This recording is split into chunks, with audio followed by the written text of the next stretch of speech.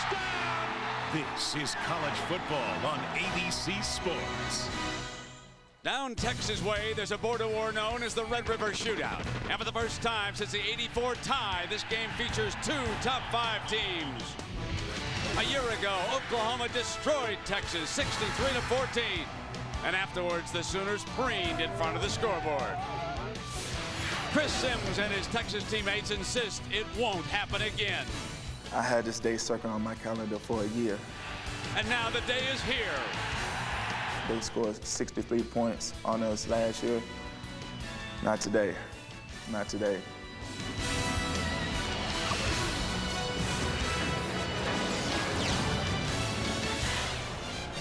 With the State Fair of Texas as our backdrop, the SBC Red River Shootout unfolds in the Cotton Bowl in Dallas. It's Oklahoma and Texas. Good afternoon, everybody. I'm Brent Musburger along with Gary Danielson. Well, every year on the journey to the national championship, there are a few games that define the road. Folks, we have reached the first fork in our highway. Win today and you control your destiny. Lose today and you need a lot of help. And Gary, this is a tale of two quarterbacks. You're right, Brent. And let's start with Texas and Chris Sims. He's got all the measurables, the arm strength, the feet, the size that everybody loves. It's that elusive it that some quarterbacks have. The Elways, the Montanas. His dad, Phil, had it. It's games like this in Oklahoma that Chris can make his mark because that's all he's lacking. The other side, Oklahoma, Nate Hibble, he proved last week against Kansas State that he has it. He's tough, he's courageous, his team loves him. But does he have all the measurables and talent to beat a great Texas team? It's a fascinating matchup. Let's join our PA announcer, Bob Cole. Now, ladies and gentlemen, under the direction of Dr. Kevin Sensall, the eyes of the Texas.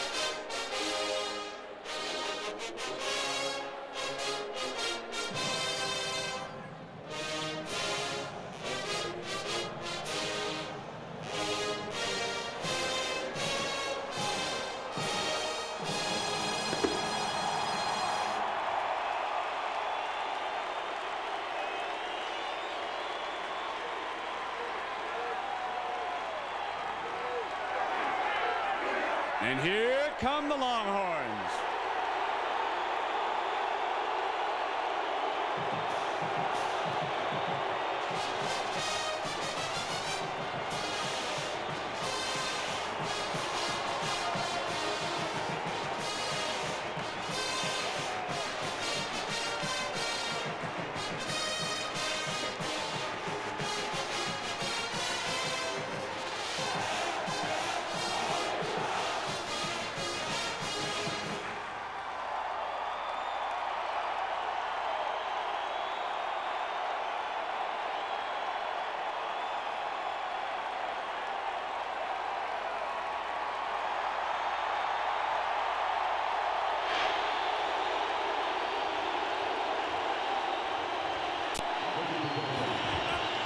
Presented by an honor guard from the UT Navy ROTC.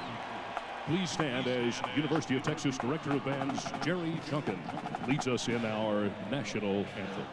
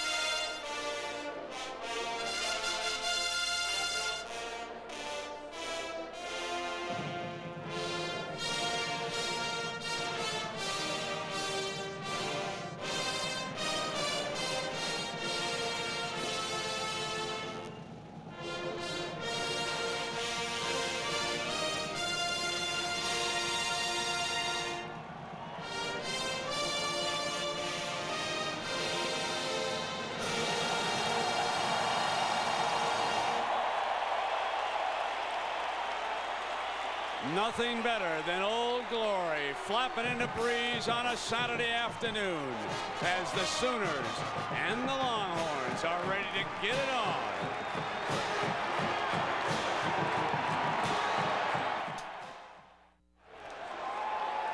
Our sellout scene here at the Cotton Bowl in Dallas. Jackaroo is up inside that famous tunnel, and Jack, any trash talking up there between the two teams? No, Brenton, no surprise. Almost workmanlike. Both teams came out of the tunnel and spilled out into what I think may be the most incredible crowd that I've ever witnessed for a college football rivalry. Why? Well, it's a neutral site. They split the field right down the middle. Crimson and cream on one side, the burnt orange on the other side. And as you said, with this Texas State Fair as a backdrop, there's a couple 100,000 people wandering the grounds. Don't even have tickets to this game. I'll tell you what, I've done every major college football rivalry in the country. My first visit here, I'm pumped up and ready to play. Well, you know this man is pumped up. He's never been beaten by a top 10 team, and here he comes again. Coach of the defending national champion, Oklahoma Sooners, Bob Stoops, who has done a remarkable job in his third year. And across the field, well, a man who needs to win a big game at a big school, Mack Brown, his fourth year. He has recruited some of the best classes in the country over the last few years, and now they must step it up on the field. Mack Brown's Longhorns will get the ball to start the game. Victor Ike and Urbis Hill, with Duncan kicking it off for the Sooners. Underway in Dallas, and Sims will have it on the 20-yard line as he brings it out. We asked Chris Sims about the first series against Oklahoma today. I hope we can come out and run the ball on them effectively enough, and then you know, do a few things off of that.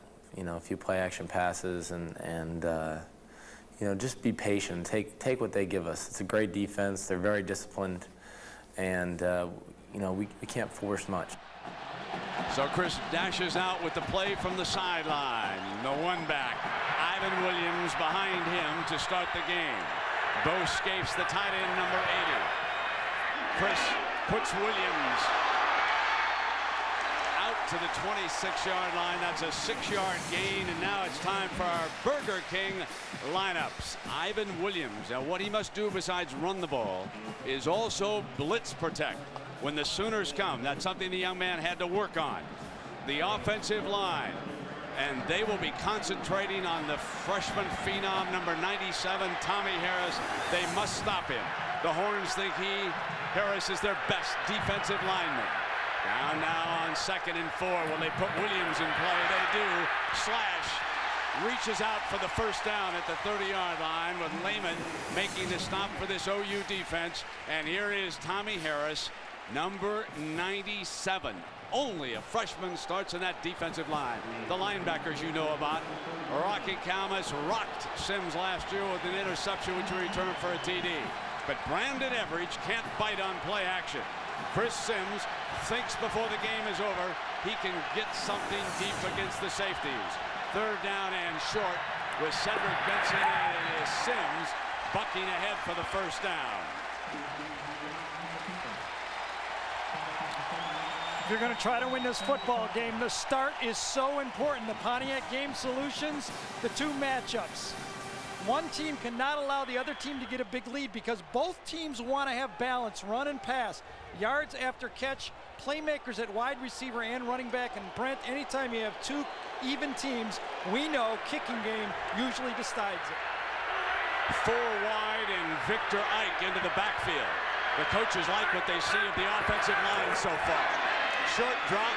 He's now completed 2 in a row, but that one not much of a gain as Roy Williams came up and got all over B.J. Johnson. There is a great safety, number 38 for the Sooners. Well, I think that's the key to the ball game for Texas. They want to control the two safeties. Everidge and Williams are both big-time tacklers. Kansas State did a great job of that last week with the option play and play-action passes. Texas said they want to do the same. Control those two guys where they line up with formations. It's been 2 tight ends for most of the game for Texas. Williams back. Sims needs time. They'll run Williams. breaks the first tackle. This will put the Horns in 3rd and long. Guess who? Tommy Harris. Beat the block right up the middle, the freshman, number 97. He is such a load. Cuts it. There's cutoff try by the center this time. Matthew Anderson, look at that. Can't get him. And Brent, every high school player that played against that guy last year in high school, I'd go back and watch films of. They might be some good players that didn't get recruited because they couldn't block him. Isn't that the truth? Here's your 3rd and long now for Sims and the Horns, who stay 4 wide. They need to reach the 41-yard line. Penalty flag is down. There is a penalty flag thrown.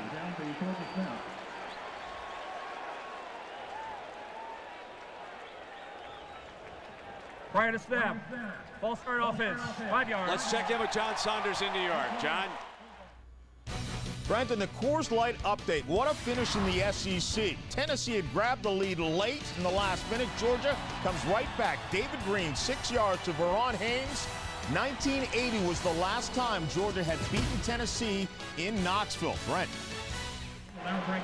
Big win for Mark Richt. John, in his first year between the hedges after the penalty, it is really 3rd and long. He needs all of 15 here. 15, 16 yards to get his first down. He'll throw it to Williams on the screen. No, they will be forced to punt. Corey Klein making the stop for the Sooners. Mac Brown and Greg Davis came out conservatively. They do not want an early turnover to destroy their balance in the football game. Not surprised that that was a lot of fluff and a little easy pass to the wide receiver. Brian Bradford's a young punter. Curtis Fagan is set to return this punt. He's the junior from Houston. Fields it at the 36-yard line. And coming down hard. So the Horns with great punt coverage. Timeout.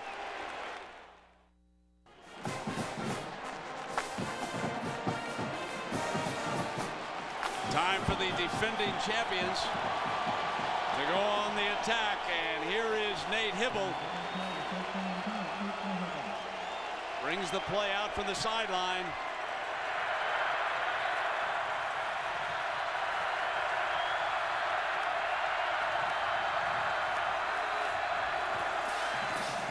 And he completes a high percentage ball, but there's a penalty flag. Hits his running back, Griffin.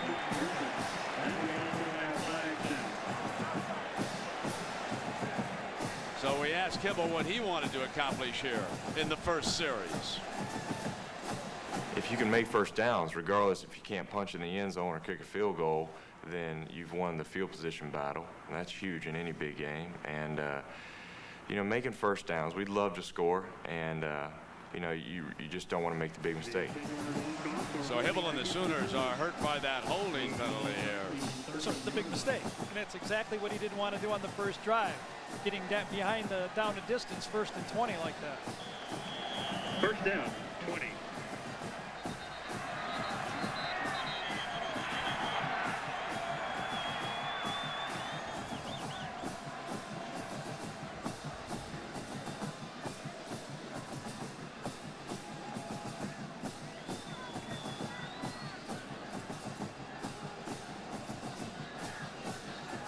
Officials are having a meeting to start this game about the clock, I believe.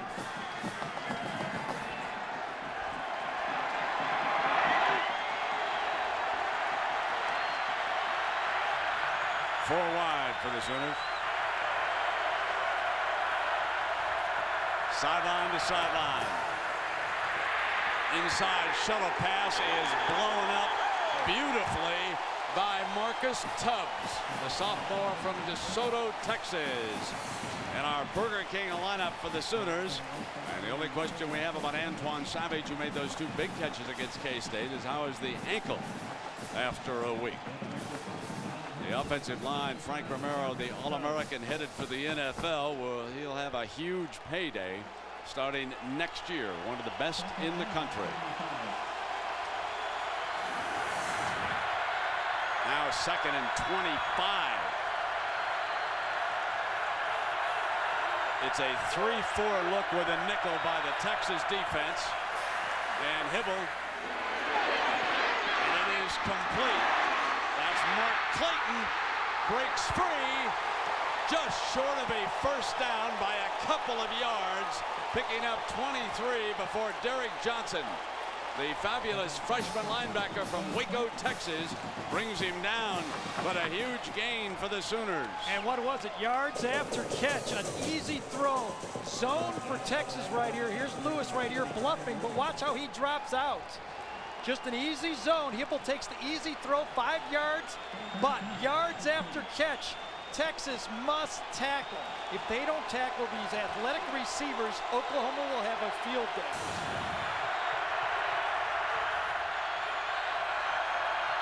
From the 49-yard line. Hibble for the first down. Oklahoma in Texas territory against this Texas defense. Corey Redding can go from side to side. Number 40 came as a linebacker, now a defensive end. And the linebackers, Derek Johnson, they changed their defense just because you got to put me in, coach. The freshman is that good. And over there on the corner, number 6, Quentin Jammer, go ahead. Just throw it at him. Just try me. And Johnson gets ready with a first down for the Sooners. Here's Griffin. Nice tackle by Derek Johnson, number 11. Oh, boy. Here's a guy, sometimes you have to beg the coach to play with when you talk to him, coach, put me in, as you said. But this time, he's just such a great football player. There's nothing but Carl Reese, defensive coordinator for Texas, could do but find a way to get this guy on the field.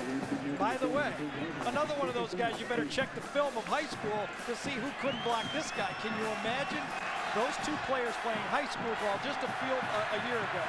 He and Harris. 2nd down and 8. Hibble in trouble, drops it off without anybody there. Texas wants grounding. They wave it off and call it incomplete because of the Thornton pressure. The play was immediately disrupted, and it is 3rd down and 8. Head referee this time, which is right behind Nate Hibble in this picture. See if you see him here. Yes, there he is. Said he was out of the pocket as he threw it, out of the tackle box area, which prevents an intentional grounding play. I saw him point to the ground. He made the play, made the indication that he was outside the pocket. That was here, right there. Another big play by 11. Johnson ran him back toward Thornton. 3rd down.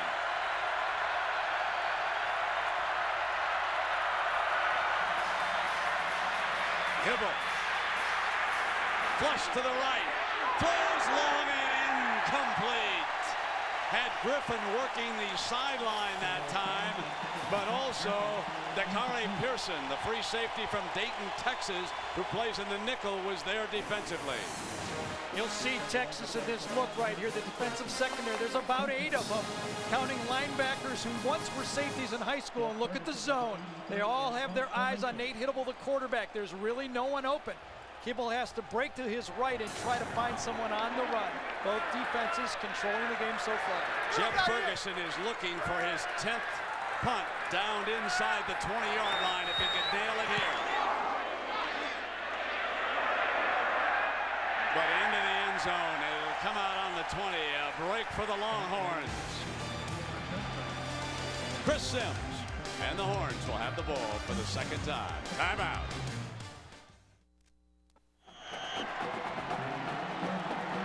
Chris Sims completed his first 3 passes, but for only 10 yards as he settles in here. 1st and 10.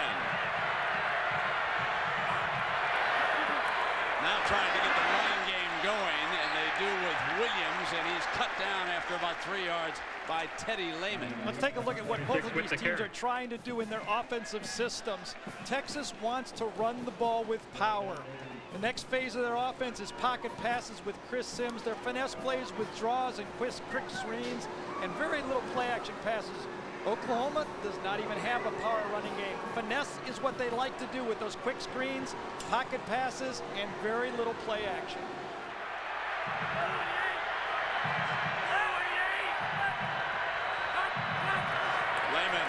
showing blitz. Kalmus takes him down at the 10-yard line as Lehman jumped in and Kalmus had a free alley. Brent, when we walked into the Texas offensive meeting room, we saw every blitz that Oklahoma had run, and about 10 of them was this cross action between the two linebackers. Teddy Lehman, number 11, will come in and draw the blocker, and then Kalmus gets freed up for the quarterback. That should be picked up. That was accounted for by either a back or the offensive lineman. That's not an extra man. That is a bust on the offensive line. That's an 8-yard loss. And remember we said Williams must account for the blitz. This is 3rd down and 18. Line of scrimmage is clean. Williams, 1st down, Longhorns. Lehman had to come back and help out against Roy Williams, the sophomore from Odessa, and what a dandy prospect he is. 3rd and long, you run the deep comeback. This ball was thrown like a laser by Chris Sims. And Williams, he looks like a linebacker. He runs like a sprinter. He's got the size of a basketball player and the heart of a football player. He's got the whole package, but the ball was perfectly thrown. On 3rd and 16, that is 23 yards for the Horns.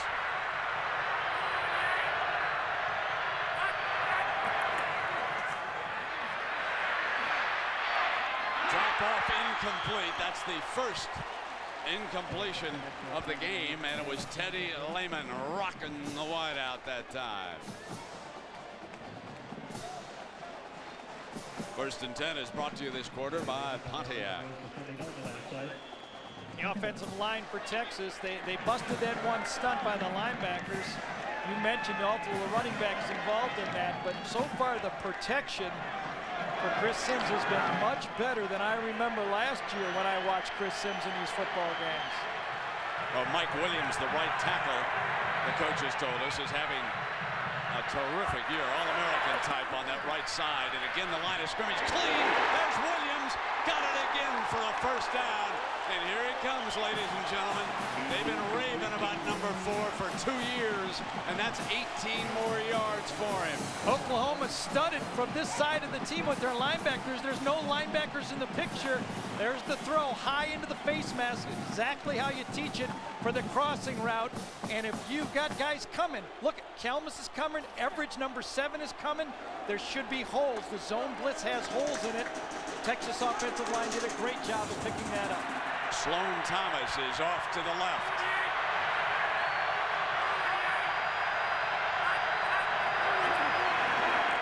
Williams, penalty flag.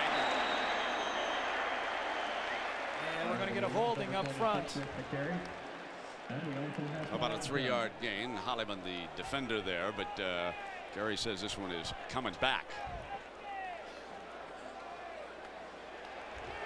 Well, here's our Monday night game, and folks, Gary Danielson is going to be there in his own. Why, I ask you, why would you go watch that route? The last time the Rams played in the Silverdome, their Super Bowl year, the Lions beat them. That was the preseason. Well, they didn't have much of a coach. Oh, that's right. I was thinking for a real team. I forgot. I thought about that.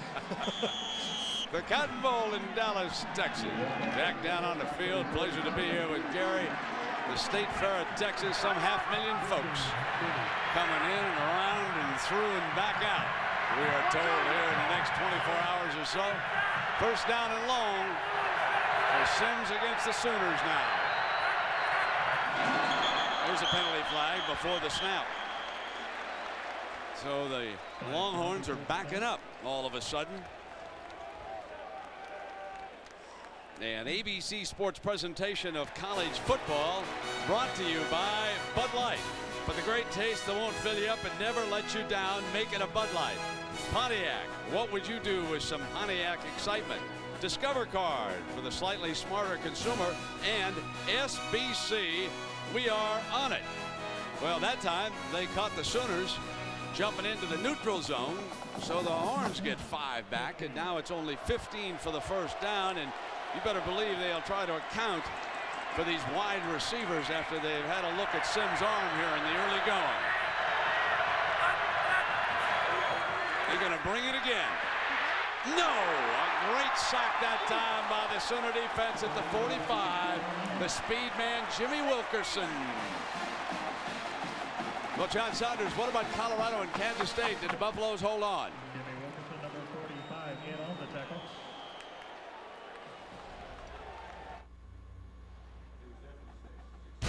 Well, Brent, as you know, Kansas State scored 37 points last week in a loss to Oklahoma, but against Colorado, nothing. That's Craig Oaks' 23 yards to Daniel Graham, and Kansas State loses for the second straight week, 16-6. Brent. And John, in 2 weeks, Colorado heads down to Austin for what could be a huge game in the Big 12. Draw play Williams, and again, that Sooner defense, led by Dvoracek that time, another freshman, number 94, ready for the task. And remember this defense, folks. Last year, how about the month of October that the Sooners enjoyed? Scoring 63 on Texas here in Dallas. Then going up to Kansas State, Manhattan, and winning that. Then going back to Norman and beating Nebraska. No team in history ever had a better October than the Sooners did a year ago. Maybe some teams with one as good, but none better than that. And then they kept the Seminoles of Florida State out of the end zone in the national title game. That's how good this defense is. The pocket, open, intercepted. Picked off by Woolfolk. So the coaches move number 17 just to defense this week. They didn't want him playing both ways. He picks the Sims pass, and now the Sooners with a golden opportunity. This was zone coverage. Watch the linebackers drop out. Read Chris Sims' eyes. Woolfolk that time backs up. There was no one in the flat. He has the short flat. Chris tried to stuff it in there, threw it slightly behind that time. Really a poor throw that time for Chris Sims. Should have led the receiver downfield much further. Didn't feel that that corner would drop into that coverage and threw one that Oklahoma defense gobbled up in zone coverage. Now the Sooners with a golden opportunity inside the 25.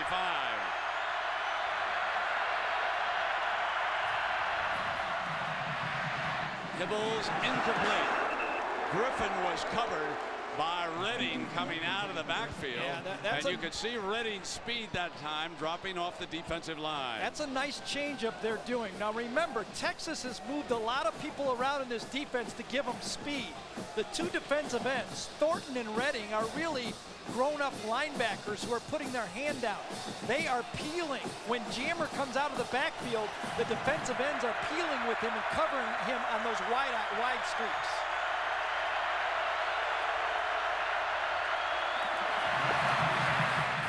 Griffin on that delayed handoff, and Texas jumps the play, and again number 40, Redding, right there. So next Saturday, college football, we get a doubleheader at noon Eastern, and you'll see top-ranked Miami take on those Seminoles of Florida State from Tallahassee. Then at 3:30 Eastern, 12:30 Pacific, Washington against UCLA, or Wisconsin, Ohio State, and then on the West Coast, you've got the San Diego UNLV game. You think Oklahoma has to get it to Trent Smith, number 88, that big tight end. He's got a good matchup over there. He's to the right side of the formation every time. They need 12 for the first down. Hibble throws high and incomplete into the end zone. And there was no daylight as Damian Mackey was the intended receiver, but Nathan Vasher, a corner who's been switched to safety, as Texas went to more speed in the defensive backfield, in on him. Here's the big tight end, Trent Smith. Oklahoma found Trent Smith late in the game against Kansas State. Here he is again, wide open. I think that matchup is a matchup that will work for them. That's Pearson, number 9, the backup corner that had Smith on that play. Now Duncan, he will attempt a 42-yarder with White holding.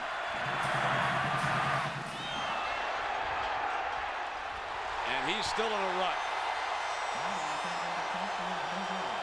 So Duncan's kicking slump continues. Timeout. Alone with his thoughts, having missed 5 of 6, including that one a short time ago. The one he did make was a big one. It wound up being the difference against Kansas State last week when we were up at Norman. And he'll get another chance before this one's over. Now, neither team has been able to generate any running game. You can see why. The defenses are so tough. Texas had a -4. Now make it -3 after that 1-yard gain. Oklahoma hasn't rushed for a yard yet.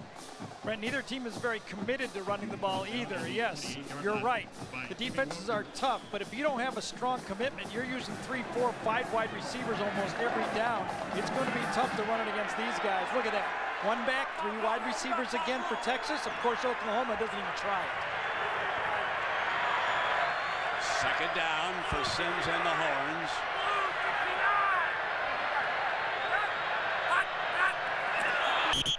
Before the snap.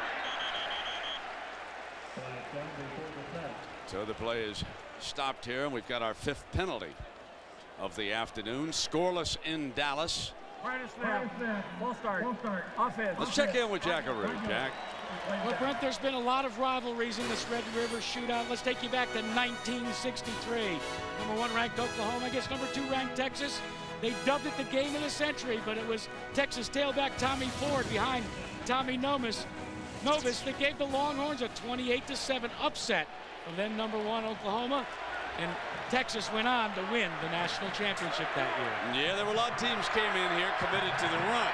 These two have not been in that team certainly was. Texas going to stick with it. Williams breaks it free. There is the best run from scrimmage in the game, and that can change things if they can get Ivan rolling. Wilkerson forced to back up from his defensive end spot to make the stop. Talking to everyone for Texas. Mac Brown, Greg Davis, the offensive coordinator, Chris Sims, the offensive lineman, even the people that listen to talk radio in Texas around here, which are the rest of the experts, they all say Texas has to run the ball. That gets them into their play-action game. I agree. Couldn't agree more. Texas cannot give up on running the ball. Now a split back look on 3rd and 3. Williams came in from the sideline. Number 4 is there with Johnson, and Sims is going to throw it. He's going to throw to the short man for the first down. Brett Robin out of the backfield from that left halfback spot, and a first down and a very well-designed play by Greg Davis for 11 yards. And a good job that time on the offensive line. I think Oklahoma was really playing the run that time. Kind of did a rub off the back into the flat. The wide receiver was kind of hooking up. Chris Sims took his time, made sure that there wasn't a corner out in the flat, and then took the easy throw for the first down. Woolfolk is going man-to-man with Roy Williams. Williams is out far to the left, and Woolfolk is taking it. Sims is looking out there. He's rolling. Pump fake underneath man. Got him close to midfield, and well defended by Roy Williams on B.J. Johnson, who made the catch. So the final seconds tick away on our first quarter. A little bit different than a year ago. Texas and Oklahoma are scoreless, and we'll be back with the second quarter of the SBC Red River Shootout after this.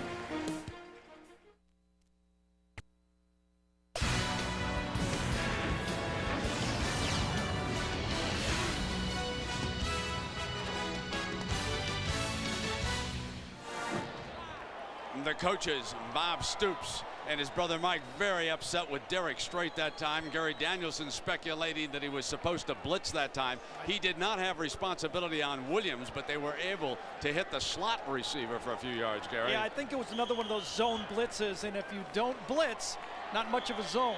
Well, they're scoreless at the end of one, and a year ago, the Sooners had already scored twice in that route. Texas, here now, very happy. They survived the start. Now they can just play football. They turned it over once, and the Sooners could not capitalize as Williams switches to the left side of the field, and Williams is hit. Nothing much doing as Dusty Dvoracek, number 94, is playing a big-time game defensively. He really is. Remember, he's another freshman, 94, right on the nose, right there. He's beating the center right across his face right there. The back. This time it's the backside guard. Great feet. You see that? They go for his feet. He jumps right over him. That's why they do those bag drills. Throw him at him, jump up, be active. Athletic defensive lineman. If you take away the sacks, Texas has rushed for about 20 yards, but sacks count, so it's only 8. Here is third down.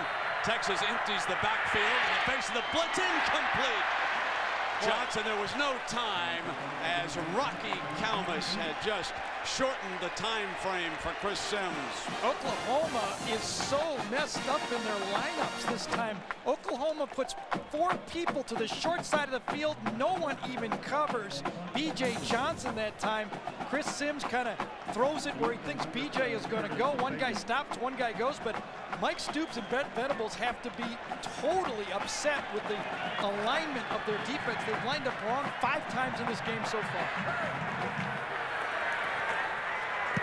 Bradford gets it off. Fagan, fair catch at the 20-yard line. Had to run up on it at the end.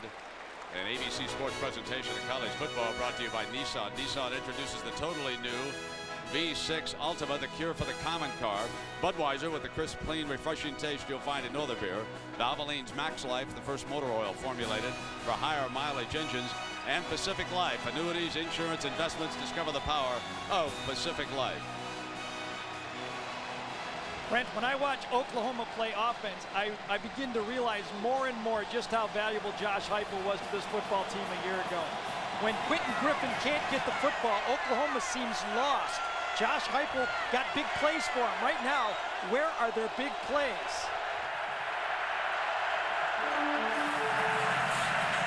They're running a wide receiver wide and nothing doing. And you mentioned Quentin Griffin, and here's Mac Brown on number 22's importance to OU. If you let him have his yards, and he's going to get some, but if you let him have his yards, you lose the game. You've got to try to control their running game because they can throw the ball well.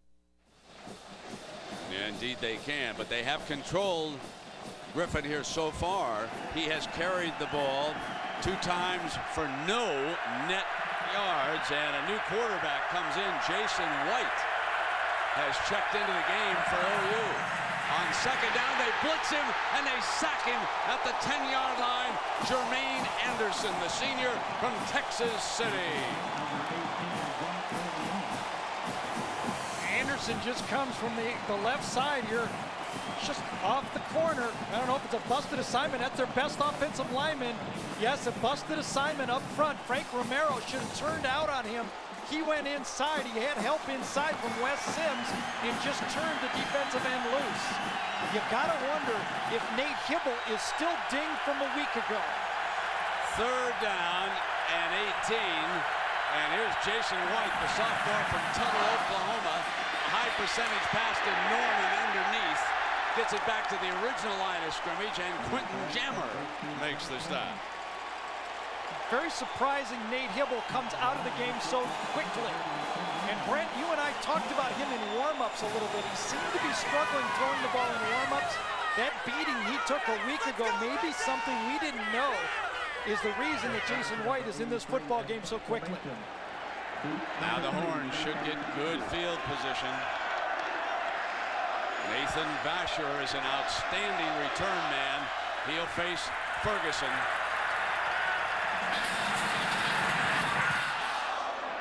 They did not have the punt block on that time. They wanted a return for field position, but folks, I'm going to tell you right now, the Horns are going to try to block a punt before this game is over. So 12 minutes to go, and the Texas defense has knocked one quarterback out of the game, and they've dominated Quentin Griffin. But the OU defense has been stout also, and we are scoreless. Timeout. Well, Gary, our tape truck was able to find this replay, and I think this is when Hibble was injured. Yes, it was the long pass, just his last series. He was taken down, thrown to the ground. Now watch him kind of favor his left arm shoulder as he gets up. Yep, right there. Gets picked up by one hand. He's back out on the field, but obviously not 100%. Now Sims and the Longhorn offense go back to work. Plenty of time. Home run ball. Johnson incomplete, and a penalty is called. A penalty against Andre Woolfolk. Andre Woolfolk, man-to-man this time. Cuts off Johnson one way, turns and run with him. He's in front of him, turns around for the ball, has his left arm on him, and the ball is thrown short. And let's quickly get an update from Jack on Hibble's Well, condition. Brent, Nate Hibble continues to warm up over my shoulder, but he is showing a little bit of pain when he goes through the throwing motion. Granted, it was his left shoulder, but Mark Mangino walked up to him and just shouted to him, "Can you go?" And all Nate Hibble did was shake his head up and down, yes. He's a tough hombre. He proved that to us last week. He took a savage pounding at the hands of Kansas State. The Wildcats really beat on him last week, and he hung in and stayed in the game. But here today, the Horns have knocked him out early, and now Ivan Williams, the running back. First down for Texas inside the 35-yard line. Complete. Puts it in the hands of Tony Jeffrey. First down, Texas. I think it's going to be very difficult to play zone defense against Chris Sims. His ball velocity is so strong right now that you just don't have time to move as linebackers. You play off of him like this, boy, zip, that ball is in there. Those linebackers aren't moving 2 steps trying to cover it. Sims has pressure, but look at him step up and throw the ball this year compared to last season. Let's see if Texas can do what Florida State could not do. A touchdown in the red zone against the OUD. Jeffrey on the end around gets nowhere off that first down, and that puts you in second and long off of that play. Well, speaking of quarterbacks, it's time for our Aflac trivia question. Who was the only Texas quarterback ever picked in the first round of an NFL draft? We'll give you one hint. He threw 2 no-hitters for the Longhorns baseball team. In fact, folks, he went to Austin on a baseball scholarship. Only Texas quarterback drafted in the first round. Second down and 11 now after the loss.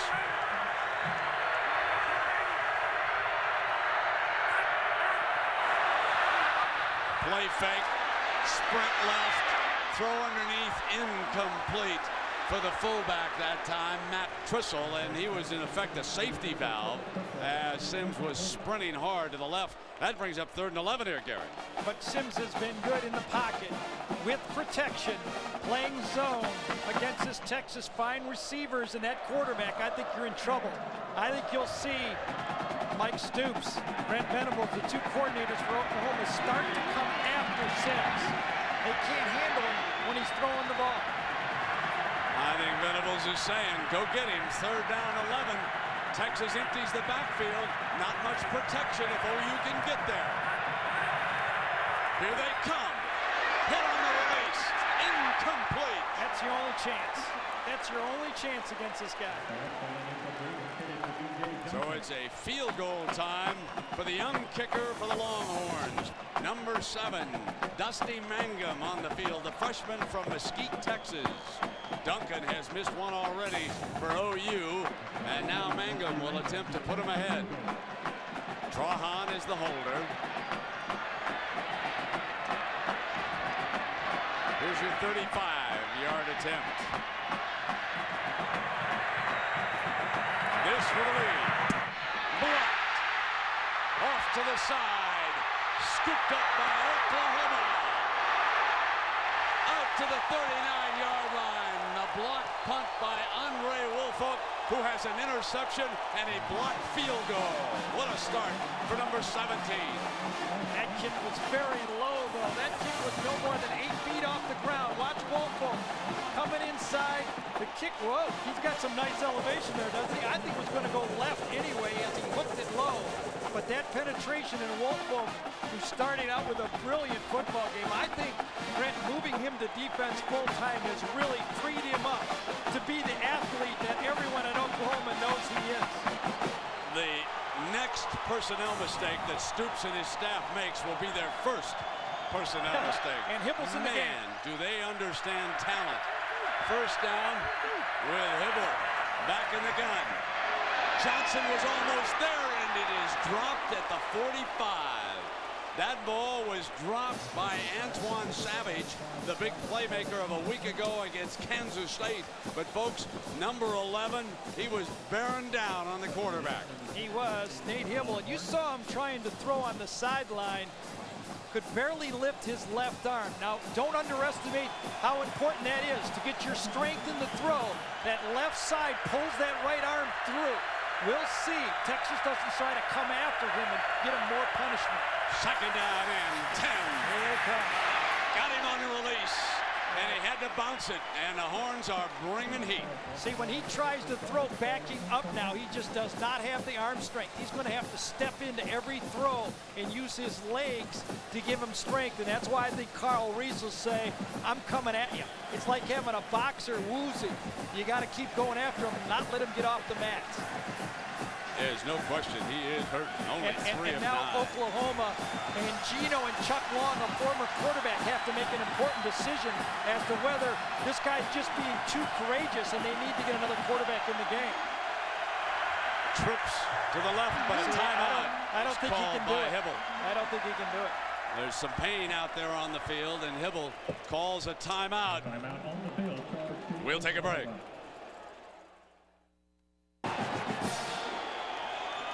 Folks, when we were asked pick a winner, just couldn't do it. I could make an argument for either one of these football teams this year, and that's how this one's unfolding.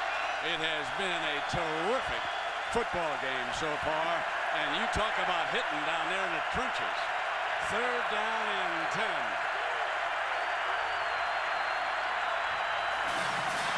Now Hibble. Hit on the release, but he still completed it. Mark Clayton at the midfield stripe for a first down, and Hibble is rocked again, but he courageously throws, and now he's headed off to the sideline. That's one of the best throws I've ever seen. One of the best throws I've ever seen. A guy that's playing with one arm, watch this, coming right in at him, bearing down, he throws that ball, gets slammed to his left shoulder as he throws it. What a play. This guy was a golfer. What's going on here is Jason White is back in the football game. Marcus Tubbs knocked him out of the game. Now Jason White with the inside handoff, and Griffin squirts to the 46-yard line. So here's our Pacific Life game summary. Let's feature number 17. Has started both ways, but today just at the corner. First he intercepted Chris Sims. Then he elevated to block the field goal attempt by Mangum. This is a guy headed for a big career in the NFL. A 6'2" corner. You put him on Randy Moss all night long, and you say he belongs to you, big fella. Second down and 6.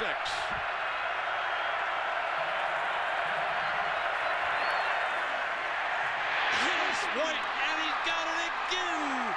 And Mark Clayton reaches for another first down. Now it's Jason White being rocked that time. Well, Jason White was in a battle with Nate Hibble before this year for the starting job. It wasn't but a couple weeks before the season started that Hibble was named the starter. So White believes in himself, obviously made a tremendous read on that one, hitting Clayton. And Clayton's emergence, I think number 9, the freshman, has allowed Woolfolk to move the defense full time. He's out left with Mackey. Inside the Horns 40. White moving the team, nothing doing. Coming in was Philip Geiger. And Geiger makes the stop. If it looks like Texas has a bunch of little corners on the field, as Geiger right there is going to move around and then slash in there just as the snap goes. He's on block. That's part of that scheme, that 3-4 scheme that Texas is using. If it looks like Texas has about 6 corners in the game, they got 6 corners in the game. That's what they all were. They've been moved some to safety, but everyone back there is an athlete who was a former cornerback when he started his career at Texas. Only Brooks is back in center field as a lone safety for the Horns. On second down, in a foot race, throws complete again. And there is Mark Clayton, the redshirt freshman from Arlington, Texas, a homecoming, doing the job. That's 10 more yards. And D.D. Lewis was closing in on the quarterback that time. All right. Who was the only Texas quarterback ever picked in the first round now of an NFL draft. Remember, he threw those 2 no-hitters. Folks, you remember him. He's one of the all-time greats, a Hall of Famer. One of our heroes, Bobby Lane, 1947, 3rd pick by the Chicago Bears. And, of course, his greatest days were as Gary Danielson's hero up in Detroit. Number 22. Then over to Pittsburgh. Third down and 3. short of the first down because of a great tackle by Nathan Vasher on Mark Clayton. I'll tell you, Jason White is playing brilliantly. He's falling out of the pocket. He's showing great athletic skills. I think this might be one that Oklahoma goes for right here. It would be about a 48-yard field goal. It'll be fourth and about a long 2 or 3 yards, and it looks like they are. How about Jason White stepping up at this time and doing what he has done? He's been brilliant. He looks good, doesn't he, Gary? Yes, he absolutely does. They need 2, the Sooners do. We're going to reach the 28. The timeout is called. Good time to take one. Can't afford a mistake right here. White and the Stoop staff will talk it over. Timeout. Now it's time for the Nissan Drive summary. OU behind their backup quarterback Jason White. 31 yards in 8 plays in almost 4 minutes. Here's your 4th and 2. Brent, also Hibble was in part of this drive, but Oklahoma likes to run the option in this situation. At least they did it with Josh Heupel. Let's see if they do it.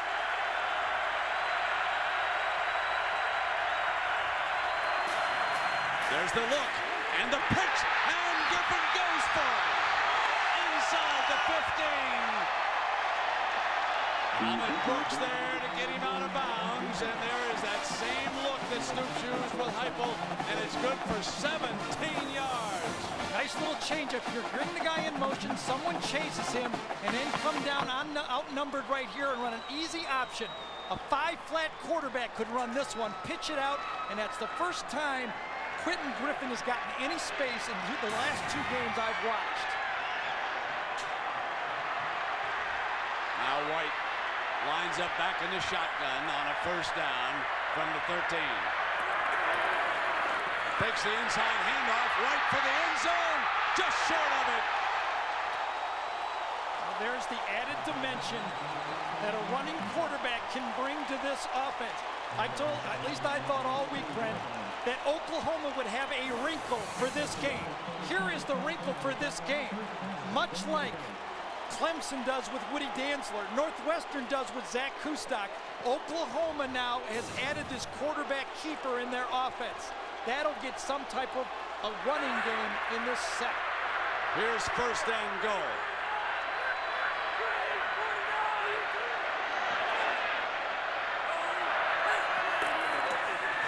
Option look again to Griffin. Touchdown! Oklahoma!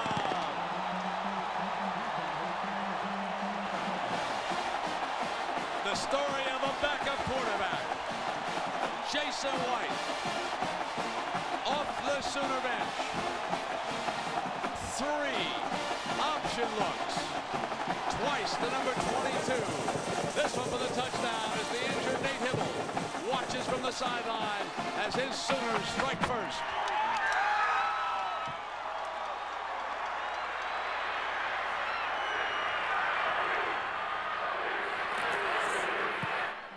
Duncan makes it a 7-0 Oklahoma lead. The changeup has been that Oklahoma has found another weapon. Nate Hibble made a courageous throw to get the first down, but he got hurt again. Now, and you have to admire, Brent, a guy who stays ready. That's the sign of great coaching. When a backup player comes in, no drop off in talent, and they keep moving. OU Legion, timeout. There is a start, there is a finish, and in the journey between, there are dreams. The NCAA Hall of Champions keeps these dreams alive for you. More than a museum, the NCAA Hall of Champions takes you on an interactive journey. Relive some of the most inspirational moments in collegiate sports history and walk in the steps of the student athlete. At the NCAA Hall of Champions, you'll find something for every fan. Discover what it means to be a champion. The journey begins inside. Now it'll be Chris Sims' turn. From the horns, it's Hill, short of the 20-yard line, and OU rocking right now. So Chris Sims, 8 of 13 for 83 yards with 1 interception comes out. Williams, his big running back, has been held to 19 yards on 7 carries. Williams, his big receiver, has caught 4 passes for 54 yards, and they will sprint out trailing by 7 points in the first half. Yes, but no running game for Texas. Ivan Williams, 7 carries for 19 yards.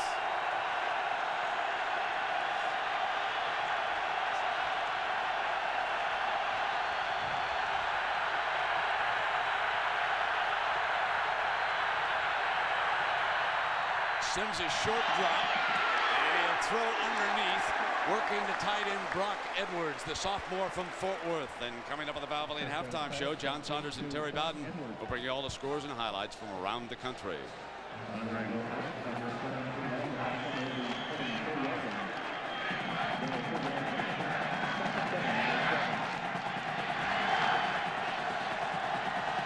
Johnson's off to his right.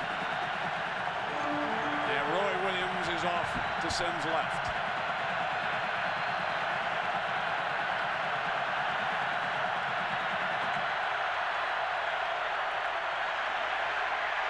Time. Bo Scaife, the tight end, for a first down to the 34-yard line. You said it first, time. Sims had time to throw. When he has time to throw, you can see the improvement in his game. He's able to scan the field. He just doesn't zero in on one wide receiver anymore.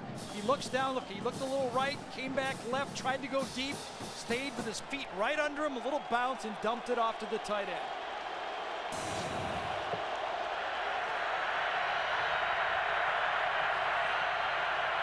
Now they walk the strong safety out to the slot. 1st and 10, and they blitz on a cross. Sims is sacked. Confusion on the blocking, and Jimmy Wilkerson gets there. Jimmy Wilkerson's basically been unblockable coming off the edge in this game. His average right there is what caused a few problems, at least for Sims. Strong safety's way out outside of your screen right there, and then that little stunt upside. Lehman comes, here comes Kelmus around number 20. That forces Chris Sims into the pocket for an easy sack. That's the 3rd sack of the game against Texas, and OU's thrown him for 18 yards and losses. It's been with the blitz that's really kept the Texas offense backed up in these long yardage situations. Now they show a late blitz, but Sims has time, and he throws it to Jeffrey, short of the first down. This is complete to Tony Jeffrey. Number 12, Tony Jeffrey, once a high school quarterback, redshirt freshman out of the Houston area. That seems to be a pretty good formula for finding playmakers nowadays. Oklahoma has a bunch of them on their team, both in the secondary and at wide receiver. And it seems like more and more schools are finding those guys that can do a lot of multi-talented things. Big 3rd down for Sims and Texas. They're 3 of 7 on 3rd down. Need 5.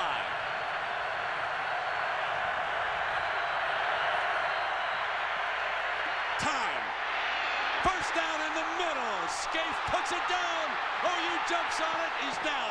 They're going to rule he's down. No fumble. No fumble. First down, Texas. Bo Scaife. What a route by Bo Scaife, the tight end.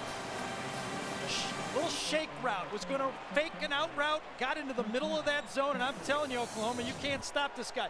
Watch the tight end right there. Shakes out and then comes right to the middle. Number 80. Chris Sims sees it, reads it. There's the opening right there. Throw it to the opening. Bang! There it is. Look at that. You can't have anything better than that. Throw the ball to the middle of the field, the tight end again.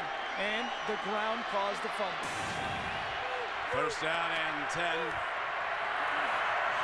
Now they come back with the running game, and it is Victor Ike trying to squeeze what he can out of it. A closer look now at that fumble as Scaife went down. Hit and ball and ground come at approximately the same time. I think that's a good call. 2nd down and 4 coming up here.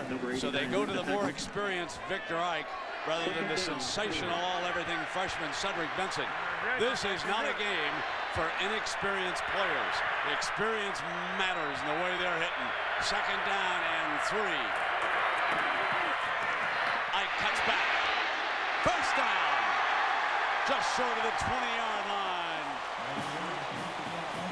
That play was designed to go right, but Roy Williams, number 38, just blew up the play, and then the backside of the Oklahoma defense got folded down that time, and that was a real nice read by Victor Ike. So Victor Ike giving the running game a little bit of a lift. He's the junior from Austin. Sims comes up under center on a first down, just shy of the red zone by a yard. Movement in the middle of the defensive front. No flag as he throws it outside, completes. Mike Jones got that one. Yeah, all over Mike Jones. Back up tight end. I wonder if Bo Scaife got rocked a little bit because they got two tight ends in the game, Edwards and Jones, and Scaife is not in the game.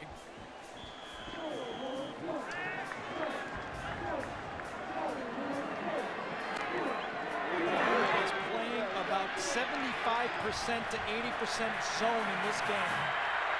Williams has caught 4 balls. He'd be the big go-to guy. Not this time. Here they come.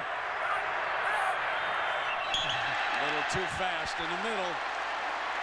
You can see that defensive tackle a little bit eager down in there as he jumped across. Dead ball. Contact by defense.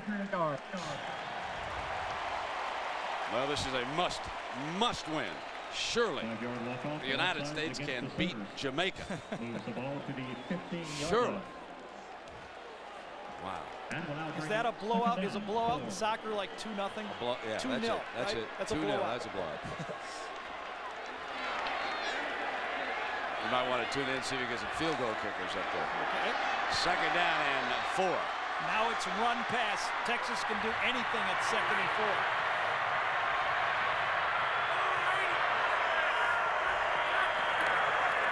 They're going to throw it. Williams can't get the handle. Dropped it at the 19-yard line, was trying to turn down and run before he grabbed the football that time, and it'll be 3rd down, and nobody knows it better than Roy. You know, that's a little bit of a tough catch. It should be made, obviously, but when that defensive lineman gets his hands up, it's almost like a batter swinging at the ball. You lose it for just a second. You really have to concentrate it right in your hands. And the way Sims can throw the ball, you can't take your eye off it and get ready to run. Matt McCoy checks in as the nickelback for OU. 3rd down.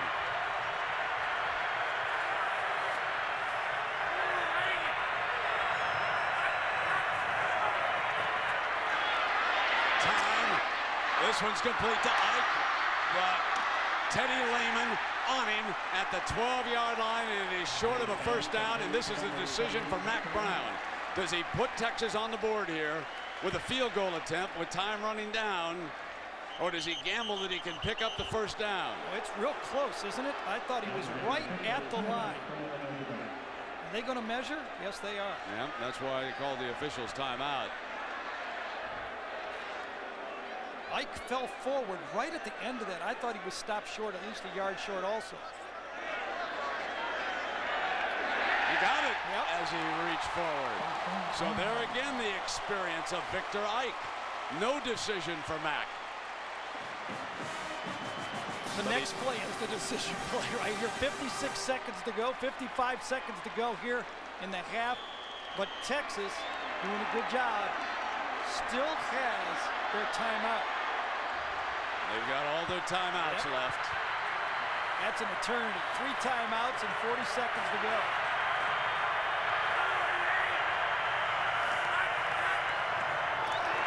Here's the draw play. And Ike was tripped up by Rocky Kalmus at the 14-yard line, and he stumbled into the hole. And there's the first timeout used this half by the Longhorns. Rocky Kalmus playing a lot of zone drops or blitzing, really nothing in between. Well, Jack, we've had a lot of great games in this series, haven't we? Well, Brent, let's take you back to 1976, a couple of days before that game. Darrell Royal accused the Oklahoma coaching staff of spying on the Texas workouts. But when it was all said and done, the Red River Shootout ended up in a 6-6 tie. But evermore, they called it the Spy Bowl. Now, Barry and the crew, they wouldn't spy on anybody. Was he spying on the offense or the defense? How can anybody accuse that group of spying. Well, OU leading 7-0 behind their backup quarterback, Jason White. That's the headline of this game.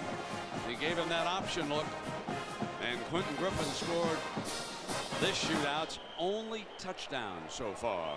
I'd look for Bo Scaife right now, the tight end in this situation. Sims likes to go to his tight end.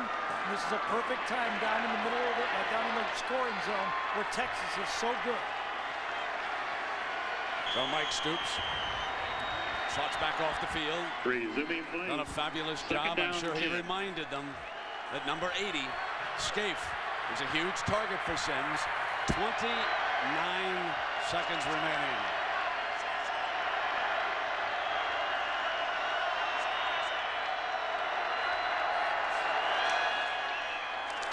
Running back is out into the pattern. Sims has to throw it away.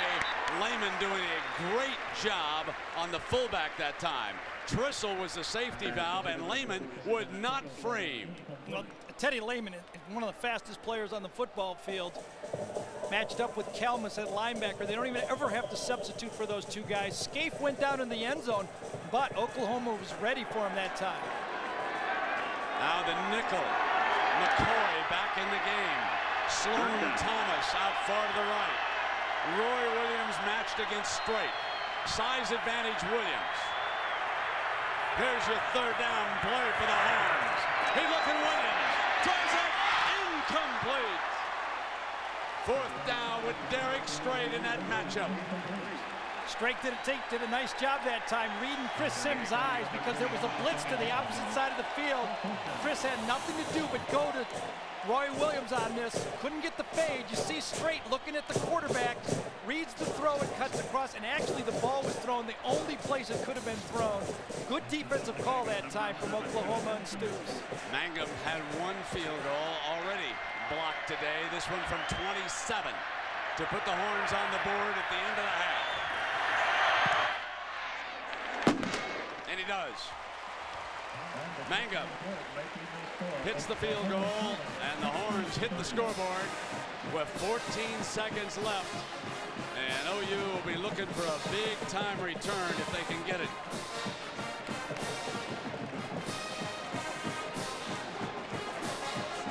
Well, let's go down to our buddy, Jack Arute. You don't know Jack. Well, Brent, you know, part of ABCSports.com. You can log in as a fan and ask me a question. I'll try to get the answer. That's what happened with Shannon from Austin, Texas. He wanted to know, can you tell me a little bit about the history of the corny dogs at the Texas State Fair? Well, I can tell you, Neil Fletcher invented the corny dogs almost 53 years ago. They've been a staple here at the Texas State Fair ever since then. They're hot dogs dipped in cornbread batter. And I'll tell you what, over 750,000 of them are produced and consumed at every Texas State Fair. Oh, baby. Send us up about a half dozen, but include the mustard. You can't have a corny dog without the mustard. I didn't want to get it on my plate. Yeah, that's right. All right, my friend. Jack was happy to do that one. He didn't have to eat a bug this week. Bevo says, I'd rather see him eat them corny dogs than those hamburgers, huh? That's what I want. I want you. That's good. Feast on them corny dogs. On the ground. And this is Savage looking for the big home run. Slips free. 30-yard line. Cuts back, and Savage outside the 35-yard line that time, and 4 ticks of the clock left here for Jason White, the backup quarterback, in case you just joined us. Nate Hibble, number 8, injured shoulder, tried to come back and play, started their touchdown drive, then had to give way because of pain. And his backup, the sophomore from Tuttle, Oklahoma. Now remember, these two fellas, the race was a little bit wide open in the spring, we were told. And then Hibble, the transfer from Georgia, took it over. And now today you can see that Jason, he's been real good, folks, real good. Perfect in his passing. They're going to take that lead on into the locker room. Well, it was a first half worthy of this rivalry as Stoops and OU on a 17-game winning streak lead it at the half. This is the SBC Red River Shootout, where our score is OU 7, Texas 3. Timeout.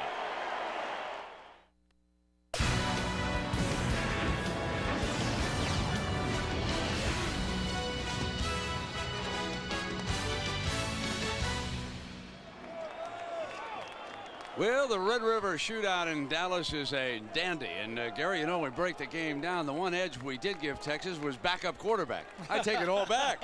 It's the backup quarterback on the other side. You know, there was a great battle for this job. Nate Hibble won it, but Jason White stayed ready, and that's what you have to do. And you know, the way both quarterbacks have been getting hit with the blitzes, you know, and in the Big 12 this year, you got to have two.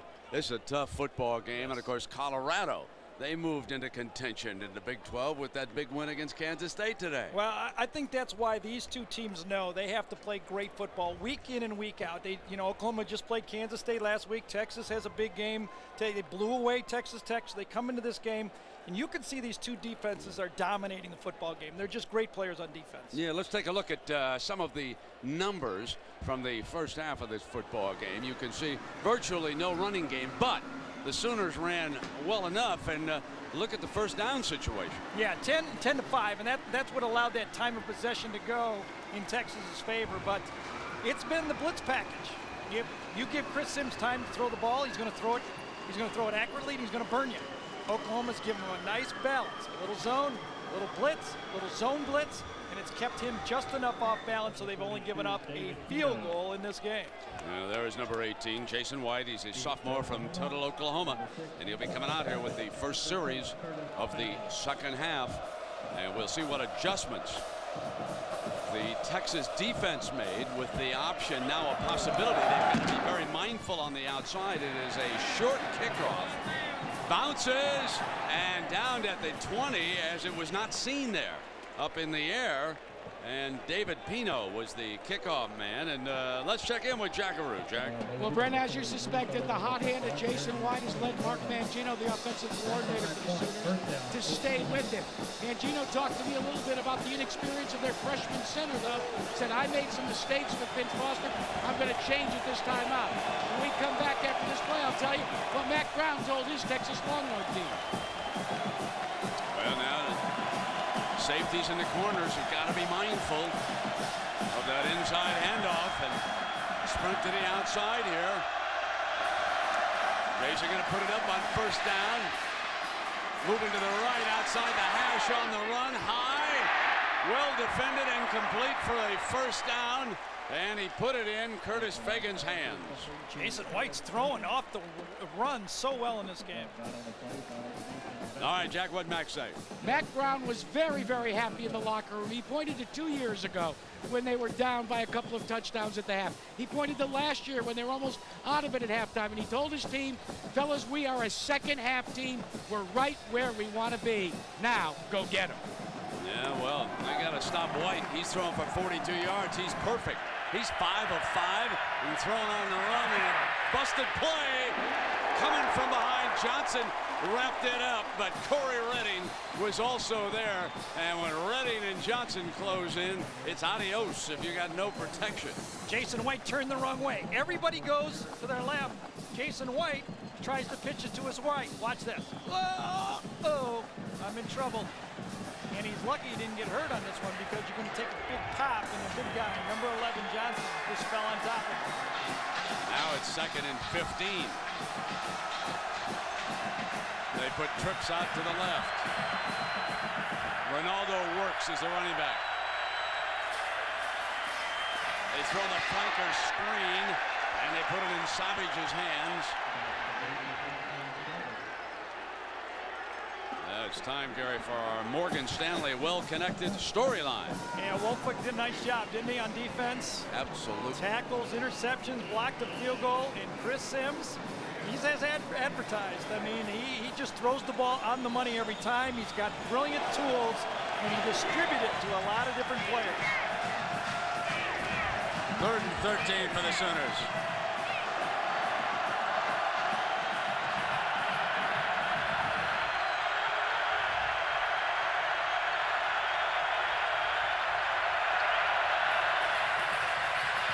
Redding can't get there.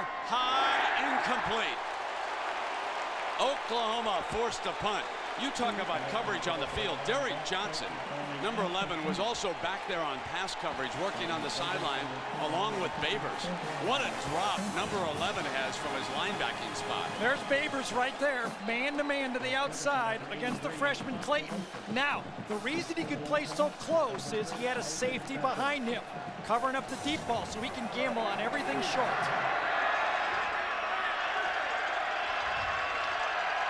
So White finally throws an incompletion. Ferguson drills one. Basher at the 20. Can't slip the second man. And it's one of the big fellas who comes in. Roy Williams, number 38, their All-American safety, makes the stop. Timeout.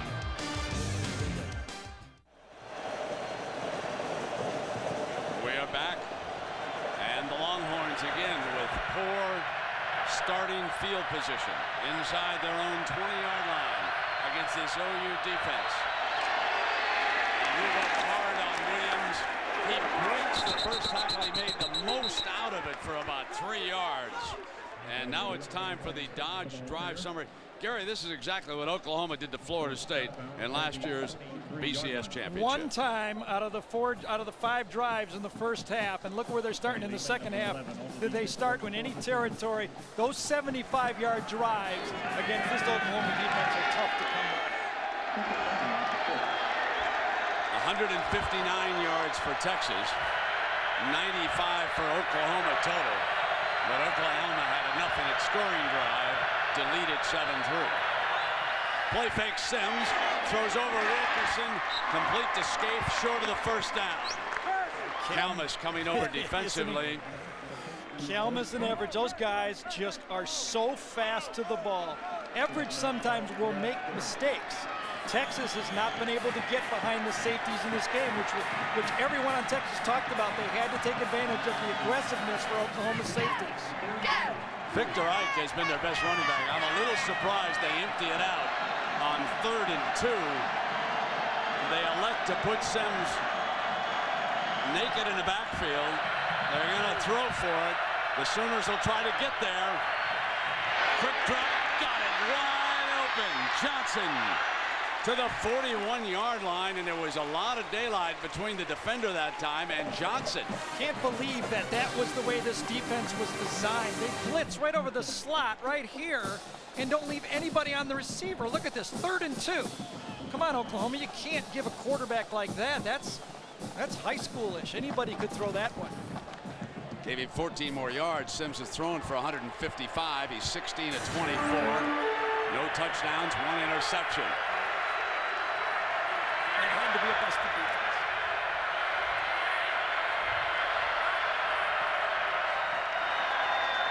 Protection, middle, incomplete. Misfired as he tried to hook up with B.J. Johnson again. Let's check in with Jack. Well, Brent, believe it or not, Chris Sims likes to keep lists. One of the lists that he keeps are people that have become his detractors or things that he has failed at. Now, it seems that Mike Stoops early this year had questioned how Chris Sims could be on the Heisman Trophy list in the preseason, so he put Stoops on the list. Then Mike Stoops said he's a 10 times better player than last year. Sims said, wow, that's great, but he isn't coming off my list. Second down and 10 with the running back behind him. They'll try Williams again, and he bangs it out to the 44-yard line. So Sims facing a passing situation again. Ivan Williams is going to come out. You know, Brent, you mentioned Tommy Harris as being, the guy that they must handle. But this Oklahoma front four, all of them, doing a great job. Corey Klein, Dvorak, Wilkerson, Heineke, they all do a good job. They do not get knocked down. Nobody is with Sloan Thomas. Here they come now. They've got him picked up far left. And a timeout. Oklahoma was fouled up on defense, and Mike Stoops is going to be livid. They had number 9, Sloan Thomas, uncovered. And finally, Perkins went dashing over to the other side, and OU is forced to use a very valuable timeout. Unhappy co-defensive coordinators. Timeout.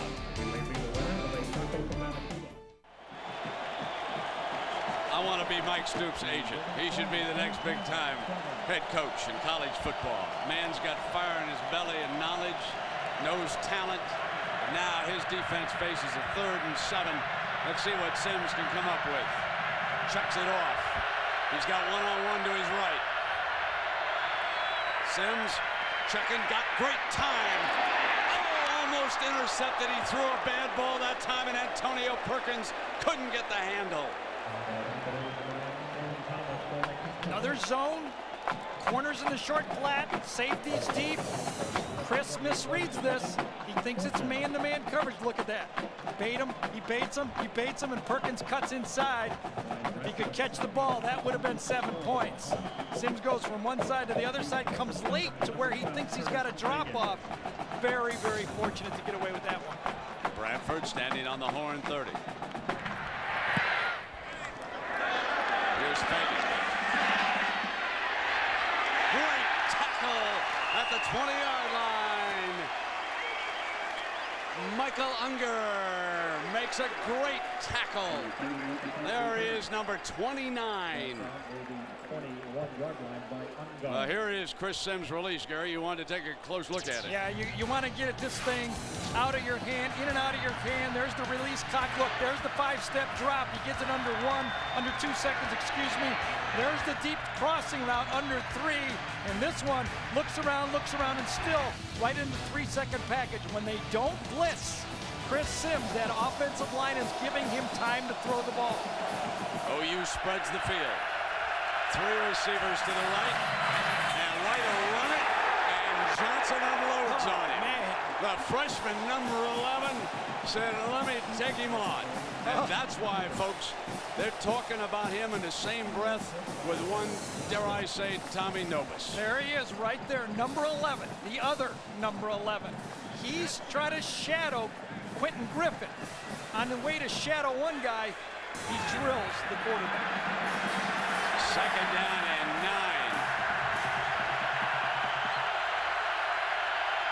9. Look at that front. Now the horn's back out. Dede trying to get there. Down the sideline, out of bounds, incomplete. That was Brooks on the ball, but he was out of bounds. See, there's that deep safety that Babers had behind him. The State Fair of Texas in the background. And we've had a lot of big plays, but none bigger than that blocked field goal by Andre Woolfolk. And then on the option, look, Quentin Griffin for the touchdown. The only touchdown of the game. 9:40 left in the 3rd. Shotgun look, Jason White. He replaced the injured Nate Hibble. Time, couldn't find a receiver. Now he's scrambling. Off to the right, he can throw it incomplete. It will go down at the 18-yard line, and OU is forced to punt. And folks, don't be surprised if Texas doesn't come after one of these punts. You know, that time the Texas secondary did such a great job. Even though White was scrambling from side to side, they never came off their coverage. They never broke down in their discipline, and that's what made Jason White have to eat that ball. Thornton shaken up on the play. Hooked off. The Gunners are all alone on the outside. 8 on the line for Texas. OU accounting for them. Great protection, they set the return. And it's a beautiful punt by Ferguson. He drives the Horns back to the 30-yard line. What a weapon Jeff Ferguson is. A 52-yard punt. ABC Sports presentation of college football brought to you by Dodge. You can take life as it comes, or you can grab life by the horns. Dodge. Original Coors, nothing beats an original. Morgan Stanley, formerly Morgan Stanley Dean Witter. Move your money, get well connected. And FedEx. Shipping at FedEx.com. It's fast, easy, and it just got cheaper. Now there's a big Texan, folks. So here's Thornton being tended to on the sideline. Sims will come back to work again against this sensational Oklahoma defense. Play fake, sprint hard left, fire complete, and the go-to guy is becoming B.J. Johnson rather than Roy Williams. Williams has been quiet for a long time for Sims, a very long time. 4 catches in the first quarter for Roy Williams is all he had. And Chris Sims, look at him in the first half. Look how he used the full field, all over, every box. Everything is covered right there. That's a good distribution of play calling and a quarterback that attacks the whole field. That's a pass off. And Woolfolk has gone one-on-one with Williams outside to the right. Nothing doing. OU swallows the rushing game. John, how about Michigan? They running it up on Penn State, my friend? You've got that one right. The Coors Light update. It was close for a time, but they scored late at halftime. And then Michigan comes back early in the third quarter. John Navarre, 53 yards to Ronald Bellamy, who could not have been more wide open with 2 guys covering him. 20-0 is the lead. Hey, John, before the day's over, tell me how Indiana got 63 on my buddy Alvarez in Wisconsin today. That was a stunning number. Third down. Here's Sims, empty, complete. And Sloan Thomas out of bounds at the 41-yard line, very close to the mark for the first down on this side. We'll see what they've got here on this third down. Officials timeout. They'll bring the chains across the field on this one. It's going to be a very, very big measurement right here. This is not a place where you want to be gambling on a 4th down and short. 7:13 in the third. We've had only 1 touchdown.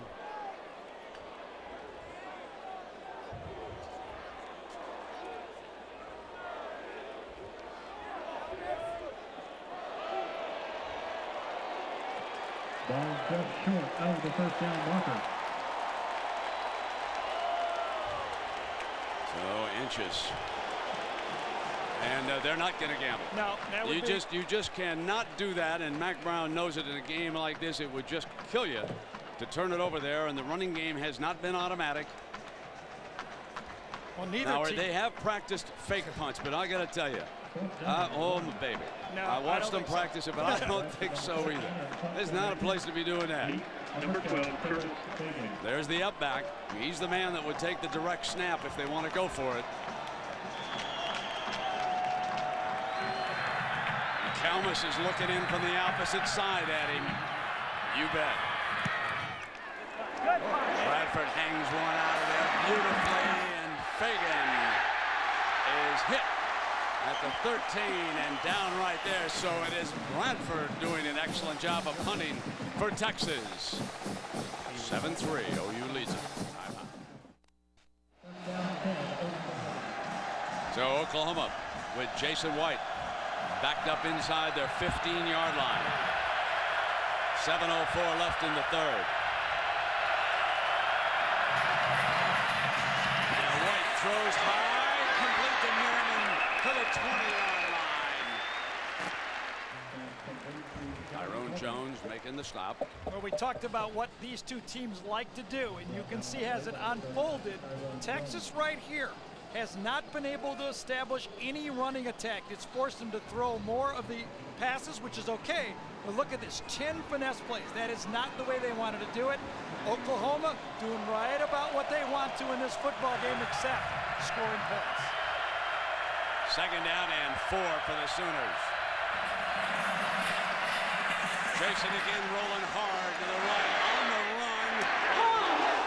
What a collision at the 28-yard line. A penalty flag is down. The tight end Smith was working over there. Nathan Basher popped him.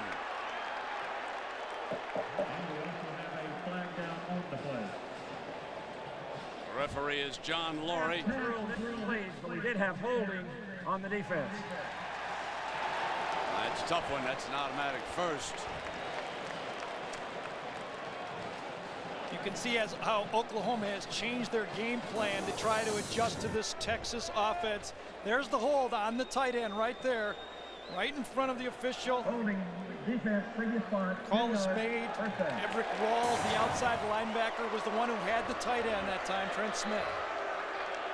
More of a rollout, play-action pass, bootleg package. in there with White, trying to free up from those blitzing linebackers, those stunning guys inside that Texas is having a tough time getting the ball away from. Griffin's out of the game right now. So Ronaldo Works, the sophomore from Tulsa. He's a running back for the Sooners. Hit on the release. He paid a price. Fagan did. And so too did the quarterback as Tyrone Jones drove in on top of him that time, and Corey Redding there also on the hit. Well, that guy's not picked up at all in the design of that play. The quarterback has to release it. The linemen are trying to get out in front of that screen, that wide receiver screen, and the quarterback, you said it right, has to get rid of it quickly and still take punishment. Second down and 9. This game, folks, is for men only. This has been a heavy hitter today. Griffin, nothing doing. Lost yardage on it. Redding again, and let's send you to John Saunders for an update on the Irish. They finally get a breakthrough. Brent trying to avoid going 0-4 for the first time in school history. Carlisle Holiday at quarterback. Busts it up, breaks a couple of tackles, and then into the open field for the touchdown. 67 yards. The Irish led 17-7, and they knock off Pitt this afternoon to go to 1-3, 24-7, the final. Brent. All right, John, and here it is 7-3. Oklahoma ahead of Texas. Third down and 10.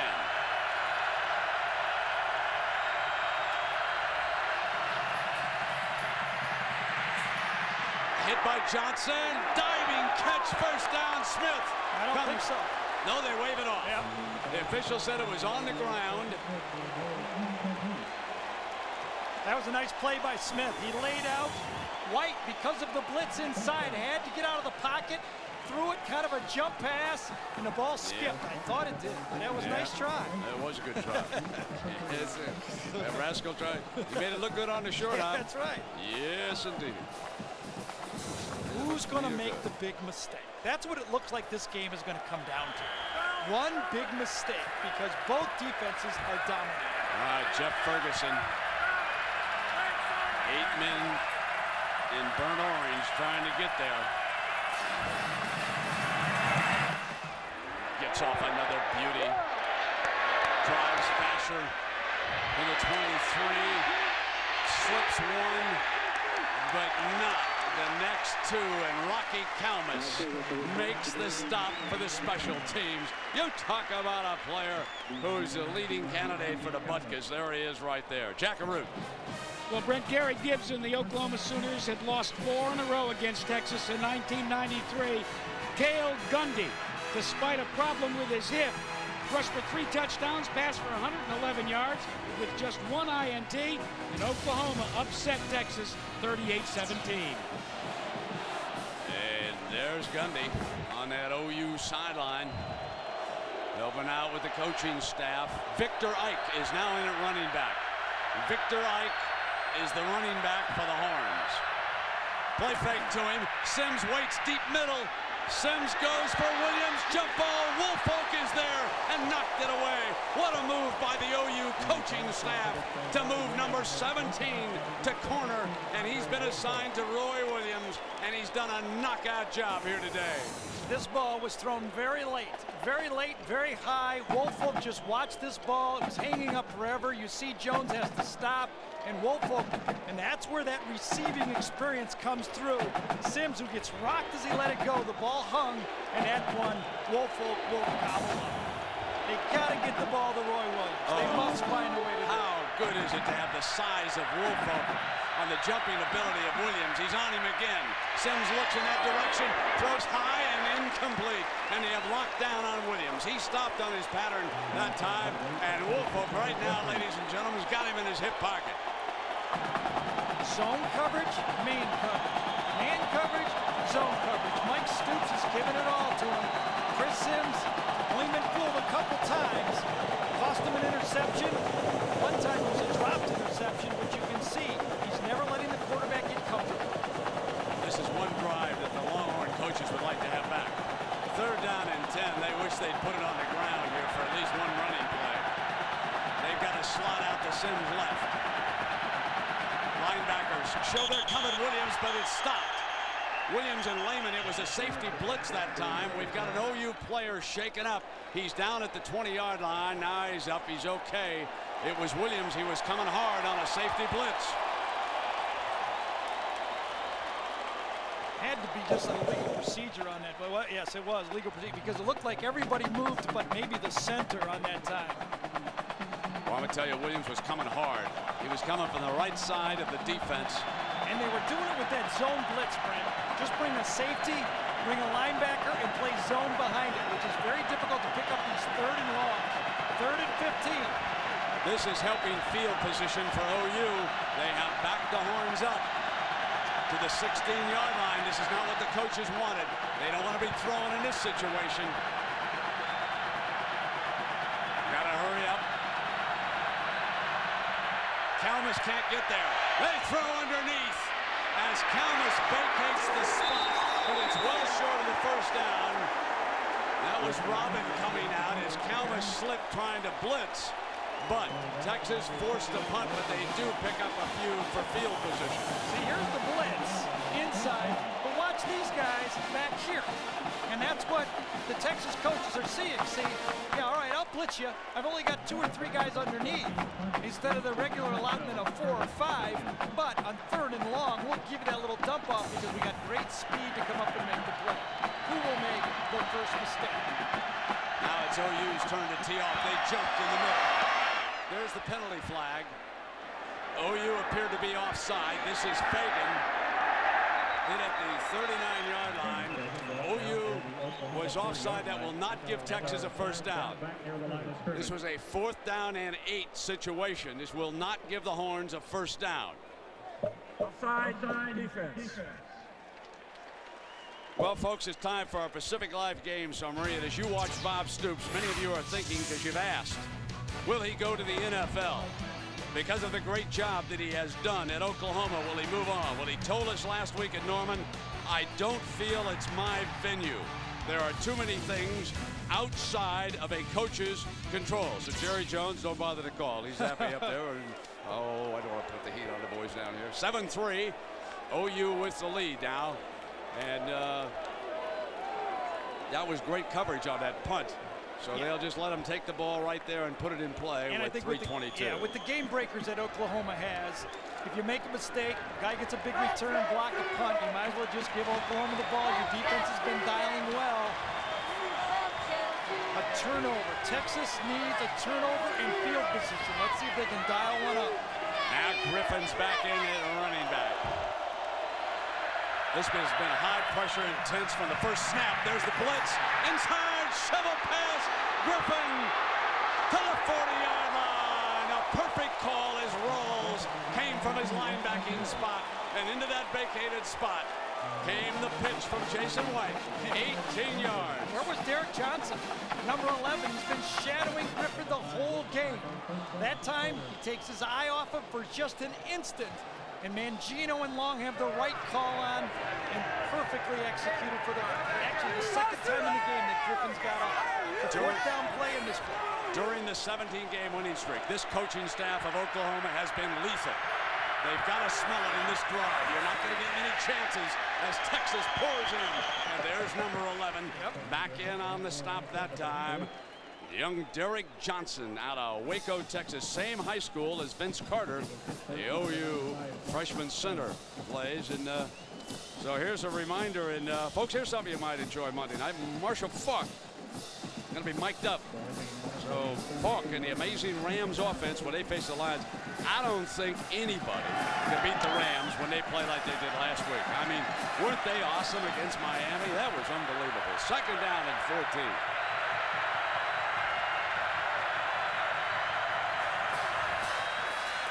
White's got great time. What a great job by the offensive line. Short of the first down, Mark Clayton, the young man from Arlington, Texas.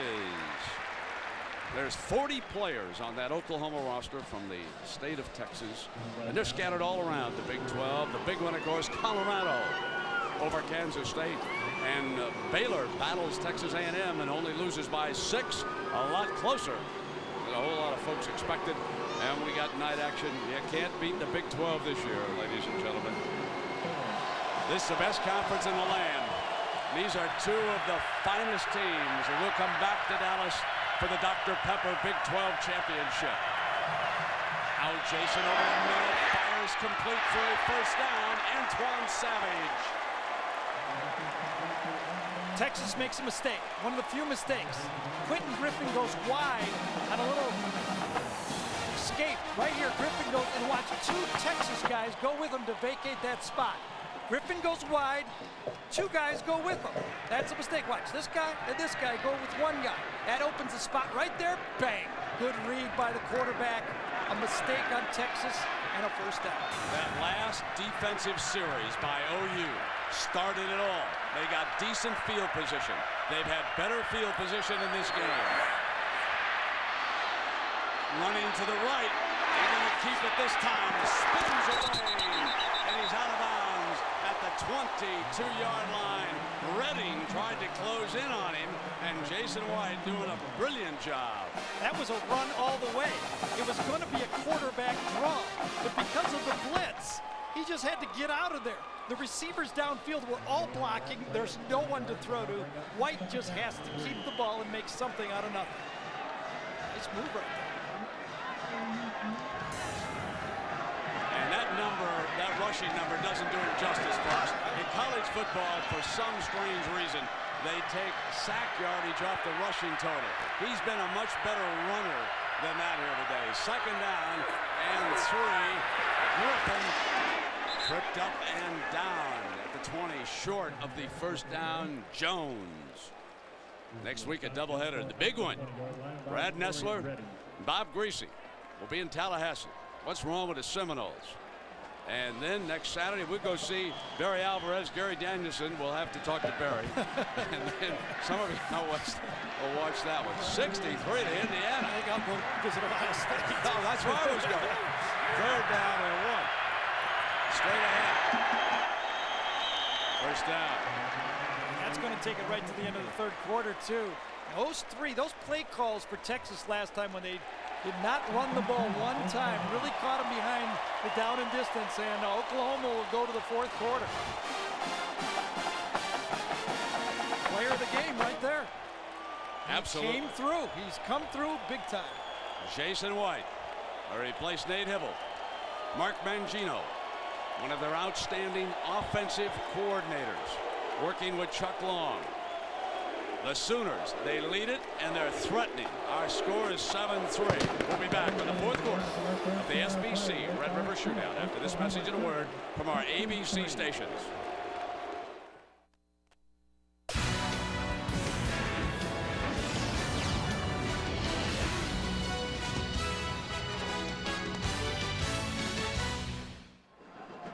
One thing is certain, whoever loses this game is still a real good football team. Brent, these two teams have, and I hesitate to say this, I mean, they are good football teams. They're making mistakes, but no big mistake in this game. And you know what's coming through for me is Oklahoma is battle tested. They're used to these big games. They're not going to crack. Texas is going to have to rip it from them. Can they stop the Sooners who are in the red zone? Griffin tiptoes about a yard. Remember, number 22 scored 6 times a year ago in that rout against the Horns. Today, he has scored the game's only touchdown, but it has OU ahead, 7-3. Mangum with the Horns on the board. With that field goal, he did have one blocked from 35 yards. Now it is second down and 9. Jason White, the sophomore backup quarterback from Tuttle, Oklahoma, replaced the injured Nate Hibble in the first half. He led them on their only scoring drive, ran the option himself. Straight back, waits, caught, and out of bounds Smith, the tight end, working on that side, and Quentin Jammer, the corner, couldn't peel it away. How about that? Tight end against one of the best corners in college football right there. What happens is Smith gives him a pressure release, goes upfield, and then just pushes off with his left arm. A perfect throw. Jammer's right there, but White put it high enough for the big tight end to get it. I love that matchup of tight end, not against Jammer, but against the strong safety. They got it again. All 11 men for Texas are near the line of scrimmage. Here's your third down. Everybody's up there. They got to stop him on the pitch. Griffin for the corner. Got it. Out of bounds. There's a first and goal for OU. Once he caught the corner, enough for the first down. And that could be the killer right there because OU would have settled for the field goal. The option play and the movement of Jason White has changed the game. Here it is. He had to pitch quickly this time. Now you get Griffin out in space. You're not going to catch him. You can't pull him down with one arm. Right there. See? Get to the corner, and now Oklahoma first and goal from the 3. Texas must only give up a field goal here. They need a stop. Chris Toney is the blocking fullback. They show power to the left. Now they move it over to the right, and they'll toss Griffin. Griffin tries to get a block from Toney. Can't. And the Longhorn defense with Jones pressuring Tyrone Jones, the senior from Texas City. He's been a good defensive player for the Horns here today. And as he filled out, we went and watched practice. He's like 245 now. He came in 210. All right, the Cotton Bowl in Dallas, Texas. This is a Red River shootout. For the first time since '84, these two great schools are ranked in the top 5. OU, the defending national champions, with the 12th play on this drive. Got that matchup at tight end again. Small corner on a big tight end. White adjusts his running back.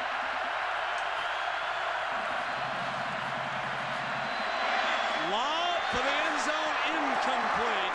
Mark Clayton couldn't quite find it in time. He was searching for it. Jason White called an audible that time. He brought in Trent Smith, the tight end, as an extra protector. He called the audible, the fade to the inside receiver, kind of a wheel route. The ball was just a bit high, a little long, and Clayton could not find it. Here's your third down. Big stop for Texas defense. Keep it a 7-point game with a field goal. Mangino may want a timeout. He does. He takes it. Mangino won the timeout. Can't make a mistake down here. Mangino knows this is a killer. Don't make a mistake. Timeout. Marshall Faulk sparks the Ram offensive machine. The Lions look to new QB Ty Detmer to get them in gear. Rams, Lions, Monday Night Football at 9/6 Pacific on ABC. Bevo paying close attention. Here comes third down and goal. So too many of those Bevo barbecues up in Norman. Stop them. So here we are. 3rd and 8. White goes again to the corner. Incomplete. And OU will send Duncan onto the field. Texas alignment that time almost forced Oklahoma. Look at this.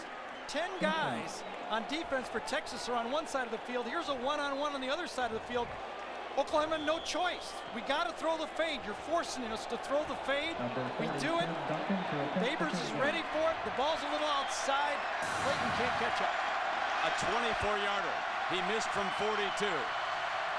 Remember, he hit the late one. That was the one he made last week against K-State. Got this one in the air. No good. He's missed again. And Texas very much alive.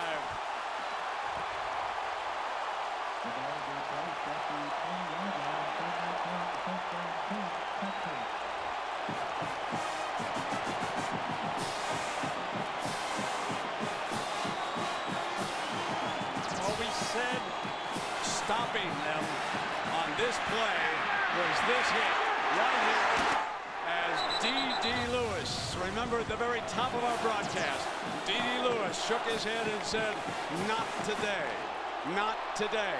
And that tackle could have kept Texas in the game. And now it is up to young Chris Sims. The Horns go empty. Roy Williams gonna come and went after the loose ball. They put it down, so it'll be 2nd down. So a little antsy back there. No time for that. Brent, one of the things I did notice about Oklahoma, every one of their defenders went over and touched Duncan. Said, it's all right, hang in there. You'll get the next one. Oklahoma is battle-tested. They're used to playing in these games. Well, Texas still indicating there's a manpower problem with OU again. Another late substitution, and they're going to have to call a timeout. And it was their last one. Dvorak didn't get on the field in time, and they were short in the defensive line.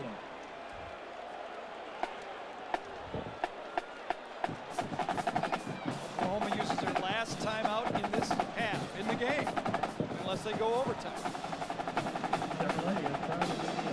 So the substitution packages, that has hurt OU defensively. They've used 2 of their 3, adjusting to defense. Remember, the defensive backfield, they had a man uncovered, and they called a timeout. Now they didn't have 11 men on the field, and that could kill you in a tight game. And I'm not so sure, Brent, it was Dvorak that shouldn't have been in there. 5 wide receivers for Texas. He just ran out there because they only had 10 guys. Well, at the conclusion of the game, we'll select a Chevrolet player of the game from each team, and Chevrolet will make a $1,000 contribution to each university's general scholarship fund. Now, I want to go back to the big story on number 4 of Texas, Roy Williams. He had 4 catches today for 54 yards, and folks, all 4 were in the first quarter of this football game. He hasn't caught a ball since about the 5-minute mark of the first quarter because Andre Woolfolk has done such a great job. Now they try to align their formation to get him some daylight. Second down and long. Sims hit on the release, and that time Jimmy Wilkerson, and there's a penalty flag. Yeah, that was roughing the passer right there. I think it was Anderson, number 89. Quick pass here. Watch Sims throw it. Wilkerson from one side, Anderson from the other side. He tries. Actually, Wilkerson kind of knocked him into him here, and Anderson, I couldn't help but do it. You know what you want to do as your alignment? Drop your hands down to your side and hold them back. Tried to. And just try to, hit him with the belly. Yep. And then maybe because Heineke was in on him, and the official had no choice with the hands up. It was that late. They hit him. But I agree with you, Gary. I think Wilkerson pushed him back to him. Now it's first down. Sims will try to keep it going. Williams has straight this time. Roy Williams is off to Sims' right. They throw that flanker screen, and it's Johnson. Slips, and out of bounds. That's such a tough play down the sideline. You really don't have your eyes on the sideline. The guy's still running, Johnson's running, and you hit him and catch him at the same time because you know you don't want to pick up another 15-yarder. First and 10 is brought to you this quarter by Chevy Trucks. Still plenty of time. There is no reason for the Longhorn coaches to panic. They got 12 minutes here. That's time for running games and anything you want to do. And Victor Ike is on the field.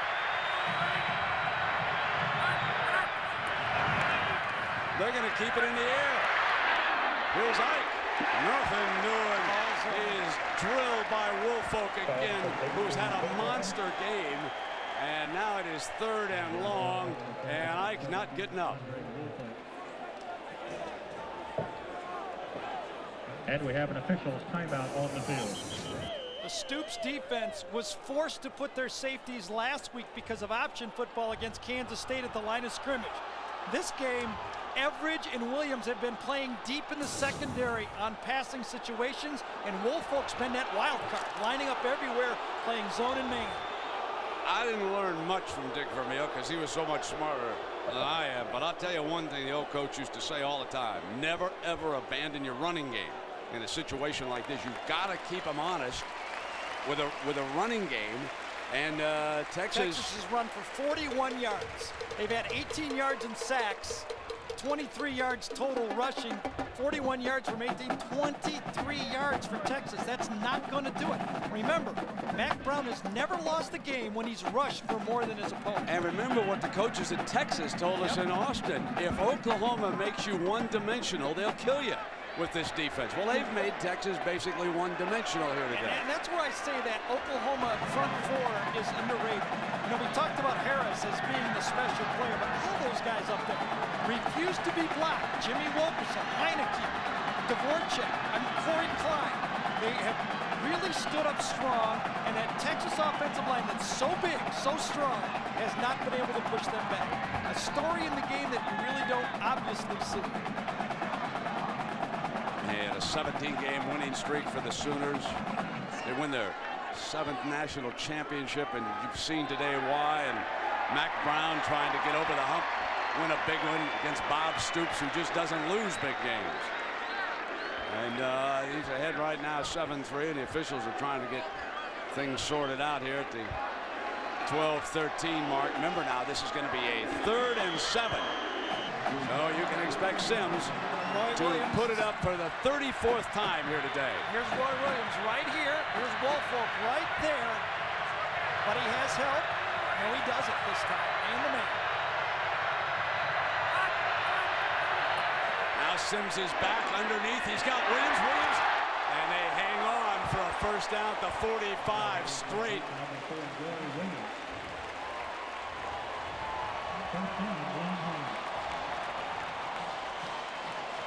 So a first down for Texas as Roy Williams catches his first pass since the opening quarter. Sims and the Horns bring it out to the 45. Oklahoma with the game's only touchdown scored by Quentin Griffin. It is 7-3 OU.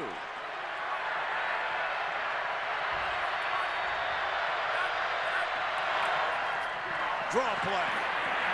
Nothing doing. Tommy Harris, the freshman tackle, all over Brett Robbins. Tommy Harris just abused Robbie Doan that time, number 71. Spun off. Remember, a true freshman playing defensive line in a big-time game like this. So impressive. 2nd down and 12. And he's from where, Brent? Tommy Harris? Tommy Harris is from Texas. Never ask a question unless you know the answer. 2nd down.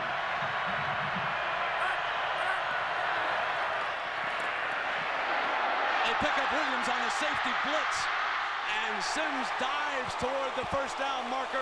We'll see where they spot that ball. As Roy Williams came on a safety blitz, and he may have injured his leg. He's getting up a little gimpy. Number 38 is shaken up. Will he stay in the game? He's looking toward the sideline. Brett Robin, number 25. Is that him? Yes, it is. A backup. That's the guy who picked it up. And Sims, remember we talked in the open? Does Phil Sims have it? Chris Sims, excuse me. Does Chris Sims have it? Well, right there, he's showing it like Phil. I was going to tie that in somewhere. All right, 3rd down is short now. This is a big one for Texas.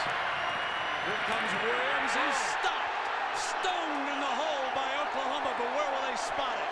The spot is critical. Brandon Moore, number 46, stoned him, and I think they gave the spot to Texas. The OU coaches are livid. He may have had it. I thought he got to the line. He may have had it. Yes, I really do think he got right to the line. Where did he spot the ball? Right on the line. And that's right where our yellow line is. So everything happened right there. Come on, yellow line, don't fail me now. You know, everything. Everybody met right there. Oh, I'm telling you. It's been that kind of a day, folks, if you just joined us. It's like a traffic signal on a busy street. You never want to run a yellow light. No, Bob said no. Bad snap, bad. You know, something else? I can't remember a game in which fans stay glued to their seats the way they have this one. Folks, every snap has been full of passion. Fury. I mean, it's just been a whale of a football game. That First block down. by Brett Robin, 4th string running back on great, Roy Williams, and Chris Sims taking that dive. Play of the game for Texas so far. They're now at the Sooners 45. Here's Chris. Got a man. Bo Scaife for about 8 yards on that first down with Andre Woolfolk making the stop. Chris Sims so cool now. He's taken all the abuse. fans wanted Major Applewhite, holder of all those Texas records. Chris Sims with all the headlines, covers of all the magazines. He wanted into a game like this. Well, he's into a game like this, and he's got the football in his hand. Now, Ivan Williams right behind Sims, and now they come back with a running play and a stop at the 34-yard line by Tommy Harris, number 97. Is he one of the best-looking freshmen you've ever seen? Yes, one of the best-looking football players I've ever seen. He had his helmet knocked off. That's why they didn't call it a penalty. And grabbed the foot. Just one hand grabbed the foot of the running back. Watch him right there. He gets blocked pretty well here. Loses the helmet. And watch him reach up. 1 foot with his right hand. That was an unbelievable tackle.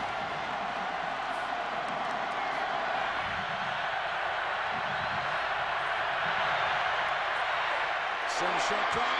Williams, he underthrew him straight to defensive back, and it's time for our Pacific Life game summary. Remember now, the Sooners would have a bigger lead, but they have missed 2 field goals in this game. Duncan in a slump, and he's missed 2. And so the score stands at 7-3. What a goal line stand for Texas, huh? First and goal inside, what, 2.5, 2-yard line? No points for Oklahoma. Second down and 10.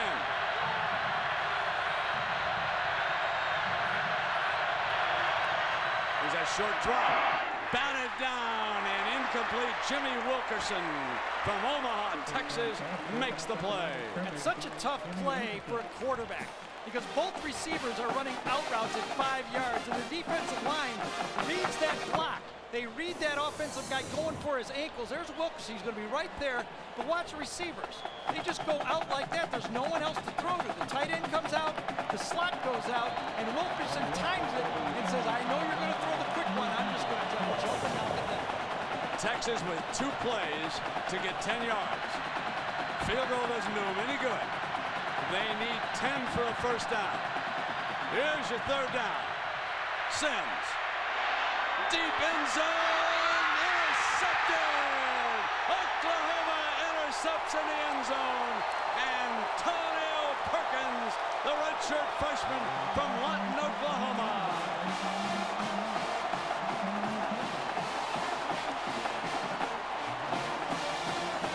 Antonio Perkins, the nickelback. He and Woolfolk have come in. They're going to see it. Texas is going to run seams. Slot guys, all 4 seams. Chris tries to look off.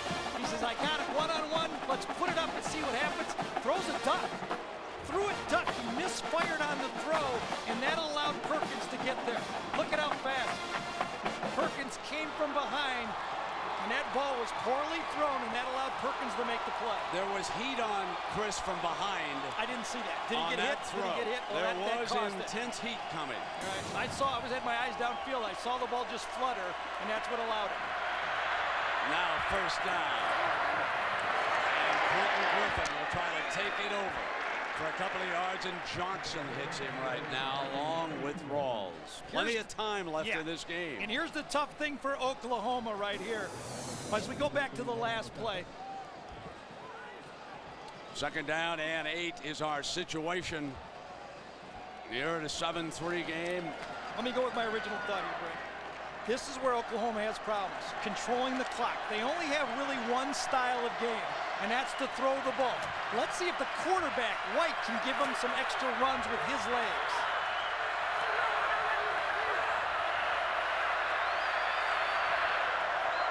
Here's White. Throws to Griffin underneath. He slips the first tackle, but not Rawls. Rawls comes in hard to clean it up. Texas defense is impressive. We talked about Oklahoma being so fast and moving to the ball. Texas has a defense now just like that. I mean, you put the ball out in the flat, and 11 guys are buzzing towards it. I'm going to tell you, folks, it may come down to Jeff Ferguson again, and he'll boom one. He's a monster punter for OU. They'd love to get a first down out of Jason White in the offense right here, but what do they dare do? Texas is going to come at him. Texas is coming at him. How high a risk will they take? White's going to sprint for it. He's got a shot at it. White steps out of bounds at the marker. First down, Oklahoma. Since White's legs, that is the difference in this game. As he responded, I don't know if I've seen a backup quarterback respond to an injury in a bigger game and do what Jason White has. He's 14 for 19. He's ran the option on 4th and 1 to pick it up. He ran the quarterback draw, and there, with the blitz coming, he dodged Johnson, maybe the best defensive player on the field, and picks up a first down. You got the little Derrick Johnson. He ain't so little either. Big Derrick Johnson on the inside and stepped around into the outside. And here's your first down for the Sooners. Clock inside of 7 now. Inside shuttle to Griffin. And Rawls can't bring him down. And Griffin breaks the tackle and makes it to the 35-yard line. ABC Sports presentation of college football brought to you by Chevy Trucks, the most dependable, longest-lasting trucks on the road. Burger King, home of the Whopper. SBC, we're on it. And Original Coors, nothing beats an original. State Fair of Texas. A lot of folks are going to spill out to that midway. Spill some dollars, millions it means to the Dallas economy. This game here. White is back, facing pressure. He'll take it off again for another first down. Slides to midfield. He's at the 50-yard line. And Jason White, the runner, is beating Texas. That's a 15-yard run. Well, D.D. Lewis got Jason White just as he slid there. This was not a quarterback draw. But as Quentin Griffin went out, 3 Texas players, you can't see one just out of the screen, went with him. Another busted assignment from Texas. They've only made a couple. Watch as he slides. D.D. Lewis puts it out of it, and the Oklahoma bench just erupted. But remember, the rules are a little different in college football than professional football. That would be a penalty in professional ball. Now time permits. Stay tuned for the Thrifty Carvana postgame report. We'll have scores and highlights from around the country. Oklahoma, 5:52 to go. At midfield, the toss. Griffin, the corner, cuts, battles his way to the 46-yard line. D.D. Lewis bringing him down, and we check in with John Saunders. Brent, you asked the question, how did Indiana put up that number of points against Wisconsin? One reason, they couldn't stop the run. LeBron Williams, 56 yards, one of his 6 touchdowns, 449 yards rushing for Indiana alone, 63-32, the most Wisconsin has given up since 1890. Oh, my. The running game. Who would have figured that? 5 minutes now. Texas has all 3 timeouts, remember. Here's second down. White tosses for another first down. How about this backup quarterback? Put it in the hands of Antoine Savage. And Jason White leading the Sooners right down the field. Brent, I'm going to defer to you on this one. You've been at it longer than I have. Have you ever seen a quarterback come in as a backup in a bigger game and perform like this? Never. I haven't either. This time, under pressure. 5 minutes to go in the game. He hung in the pocket, was patient, found the right guy. Texas now is kind of chasing their tail a bit now, Brent.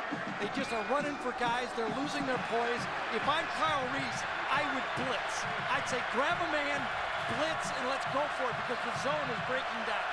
Sooners inside the 35. Jason sprints away again. Jason twists toward that first down marker, and Corey Redding. Check in with Jaggeroot. Well, Brent, one of the things that Jason White has going for him is a very talented group of receivers. Last year, Oklahoma threw for a total of 289 completed passes. Returning players on the sidelines and on that OU team accounted for all but 13 of those receptions.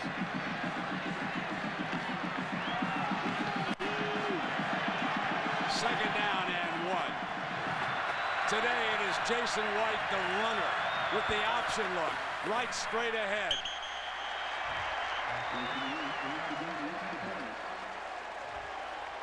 I think now Texas will have to stop Oklahoma and use their timeouts. They're going to have to get a stop here and use their timeouts. Mac Brown thinking of the strategy. They can't give up any more time, and they have to start thinking of the clock to come back in this this game. White's last 4 runs, ladies and gentlemen, for 10 yards, 15 yards, 9 yards, and 2 yards for a first down. A magnificent effort. He didn't have any timeouts. He didn't have any. He's got to get in there. He might as well take a 5-yard penalty. It's not the worst thing in the world. There it is. It's a good thing this isn't basketball. That would have been a technical. It's a good thing Chris Webber. That's right. Us people from Michigan remember that one. Who can ever forget it? Yeah, that's a bad feeling. You go and turn around and call timeout, and the ref says, sorry. Yeah, right.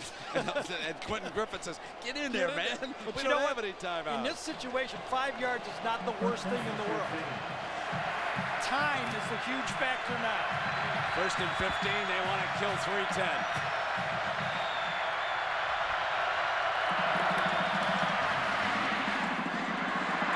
Down at the 28-yard line. Now it is 2nd down coming up.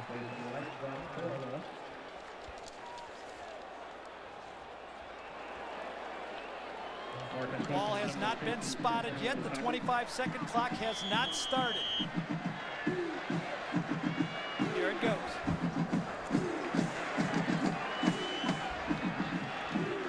Let's see. Oklahoma should snap this ball real close to the end of the clock.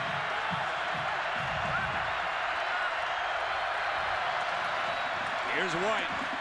Hit on the release, deflected, and almost intercepted by Jammer off the deflection. He went diving for it that time. Oklahoma has to do what Oklahoma does. They throw the ball. They drop back in the pocket. You see him, White right there. His feet moving, throws the ball, gets pushed into right through the hands of the receiver. Who was that? The receiver that time. Mark Clayton, number 9. Right through his hands. That was a decent throw. 3rd down and 2:21.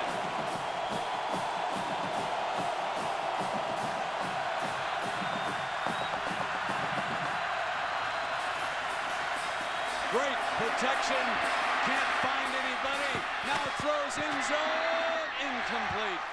And it is 4th down. And now what will Stoops do?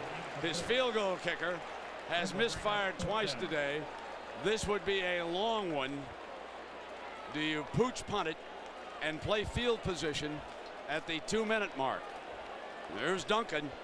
Missed a 42 and a 24-yarder in 6 of his last 7. And this would be what, about 45, 44 yards?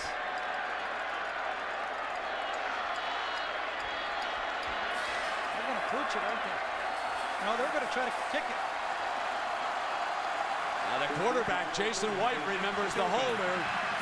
If a direct snap, they could pooch it. Instead, they could go for the 45-yarder. There it is, the pooch punt. Off the lateral from White. Inside the 5-yard line. What did he do? What was Vasher doing? It was headed for the end zone. Oh, my. We said maybe someone will make a big mistake. Is that the big mistake? Still plenty of time left. 2:06, Texas has their timeouts left, all 3 of them. Chris Sims, 97 yards away. Timeout.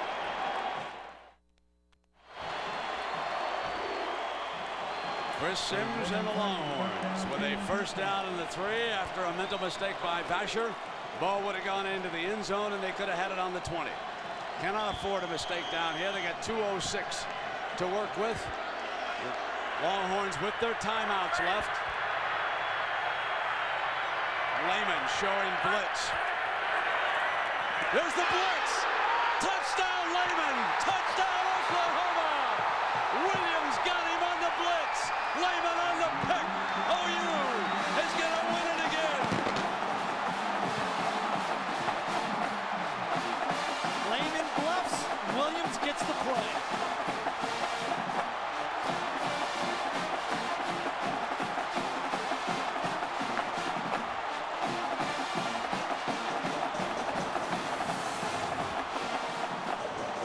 Sims backs up. Roy Williams just lays out right over the blocker.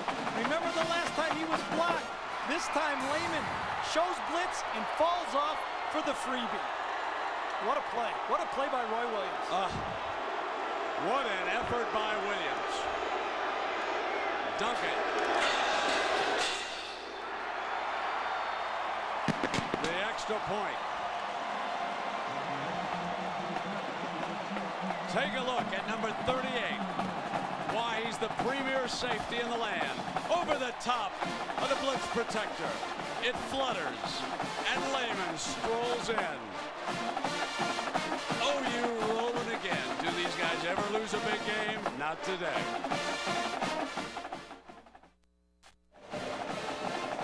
No rest for number 38, Roy Williams, back out on the kickoff team as his great effort off the blitz over the top forces the third interception of the day by Chris Sims, and Lehman picks it off, and now he too will come down the field as the Sooners fire their best guns.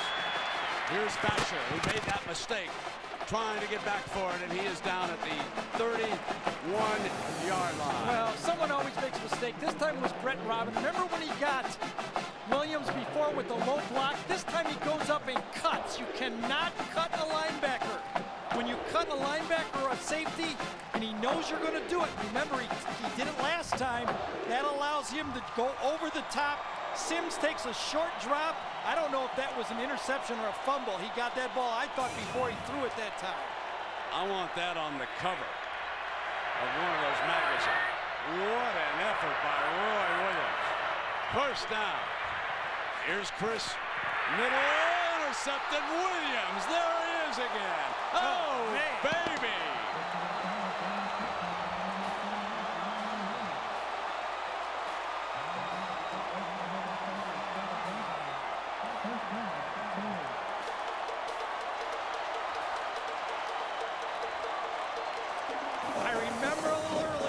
Stoops yelling at Roy Williams for lining up wrong. This time, he lined up right. He forces the turnover, and now he gets the turnover.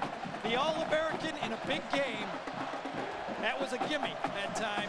Takes it, but he was in the perfect spot. Oklahoma has again proved its value. And I ask you, ladies and gentlemen, why was Texas favored coming into this game? As you watch it unfold, all the big plays have been made on the other side. And here is Quentin Griffin and the coaching staff over there from Norman, Oklahoma. Remember when they had an extra week to prepare, and Stoops readily admitted it. They broke out all the Texas tapes, and they worked on the Texas plays for an entire week before they went back to thinking about Kansas State. And here they are, about to wrap up their 18th straight victory. And folks, they haven't been beating the Troy States of the world. They have been beating big-time opponents, K-State and Texas. You've got to put OU number one. They deserve to be number one. No one's knocked them off. This defense may be better than a year ago.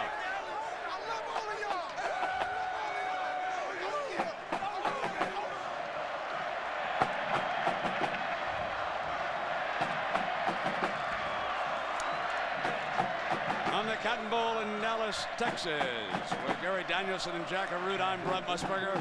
It's been a dandy. But Oklahoma has answered the call all game long. They've made the big plays. They've made the right decisions. From the backup quarterback to a wonderful piece of football by number 38. And for those of you who just joined us, watch 38 from the left. Now watch number 11, Lehman, stroll in for a touchdown. It was that easy. And just moments ago, Williams, number 38 again, made the interception, and the Horns have turned it over 4 times here today against Oklahoma. And how big does that Oklahoma-Nebraska game loom down the road in Lincoln? Well, Brent, at halftime I said that Oklahoma is battle-tested, and you can see as this game emerged, they feel good about it. They looked up at the clock and said, we've been here before, we've been in big games, we're used to it, but I'll tell you, every guy in this team is going to go up to that backup quarterback, Jason White, and say, thank you for studying that game plan all week. Thank you for being ready to play and not pouting about losing the job in the fall. What a great point that is. There have been so so many MVPs for Oklahoma, but Jason White has to step into the middle of the cauldron. Right. And he does the job replacing the injured Nate Hibble. He led the Sooners on their first touchdown scoring drive of the game. So we'll come back. We'll wrap it up. Oklahoma closing in on number 18 in a row.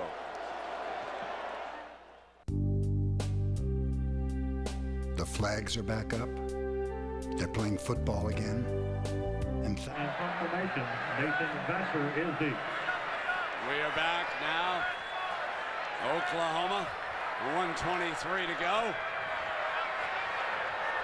They'll be punting here, bringing the clock down.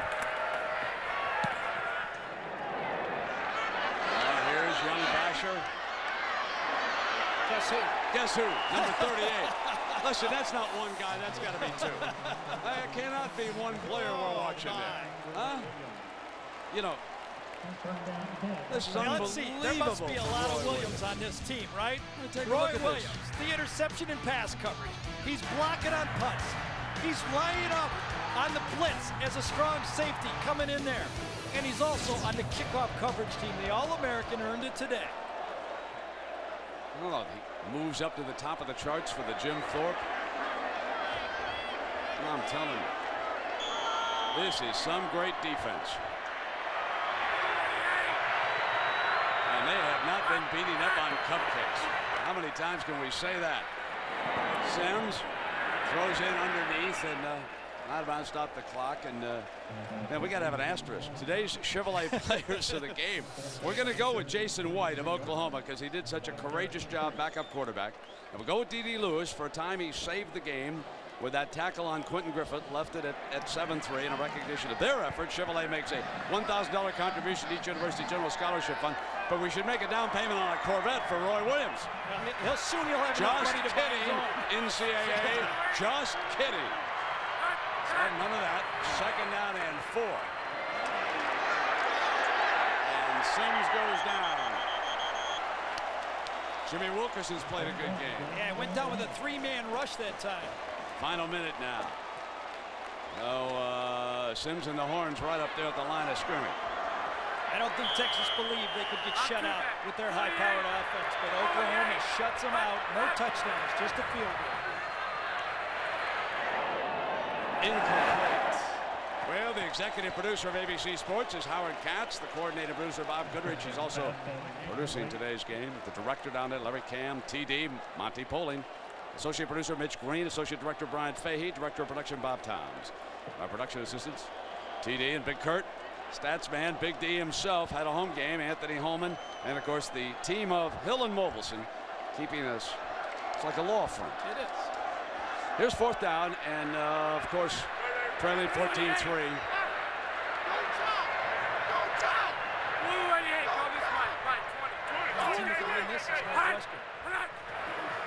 So Sims goes from blue to white, and he's going down at the 12-yard line with Corey Klein wrapping him up. And Oklahoma wins for the 18th straight time, and great dejection for young Sims. They had such high hopes coming into this game, but this defense and the co-defensive coordinators with a big hug, and Stoops, he'll hug the first man. They gave him a big bath over there, and anybody can get his hands on, he'll hug. Look at this. Doesn't make any difference. Stoops is going to hug you. Way to go. And I think you might be right. I mean, you hug anybody in a white jersey over there today because it was a team effort. When you win with a backup quarterback, now that takes your big arms. When you hug Mangino, folks, that's a hug, okay? So they'll take a knee here, and you can't say enough about Oklahoma. They set sail for back-to-back national championships. And I'm going to tell you, it's going to take a great effort to beat this team. These guys are for real all over again. Mac Brown's Texas team, well, they'll come back and play again. They'll wind up with a good year. This is a good football team. Like I said, the loser in this game is a good team. Good luck the rest of the season. Appreciate it. All right, thank you.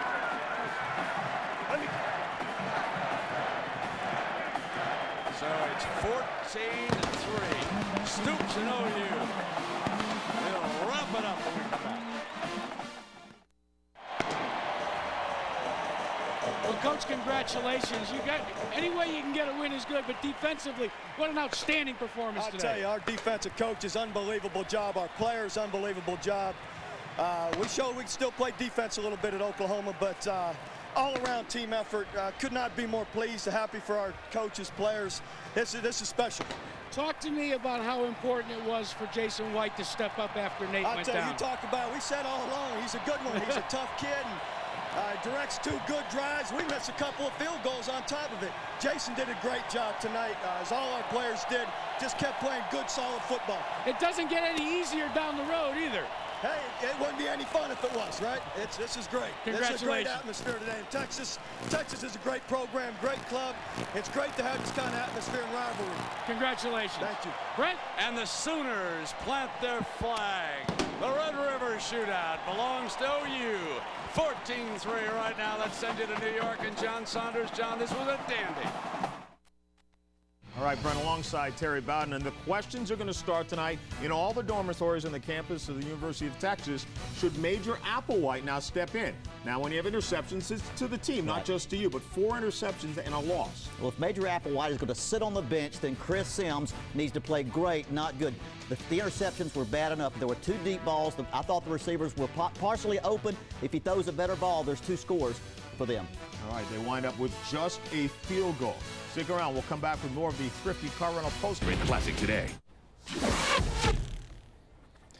Number 5, Texas. Number 3, Oklahoma. Nate Hibble hoping for a big win. Second quarter, Hibble under some pressure. Hit hard by Everett Rawls, holding his left shoulder after that. Second quarter, Hibble this time is leveled by Marcus Tubbs, and that was it for Nate. He leaves the game with a shoulder injury. Later in the quarter, Oklahoma driving behind Jason White. Keeps it 12 yards down to the 2-yard line, and that sets up on 1st and goal. Option left, Quentin Griffin. Little man is golden. 7-0 Sooners.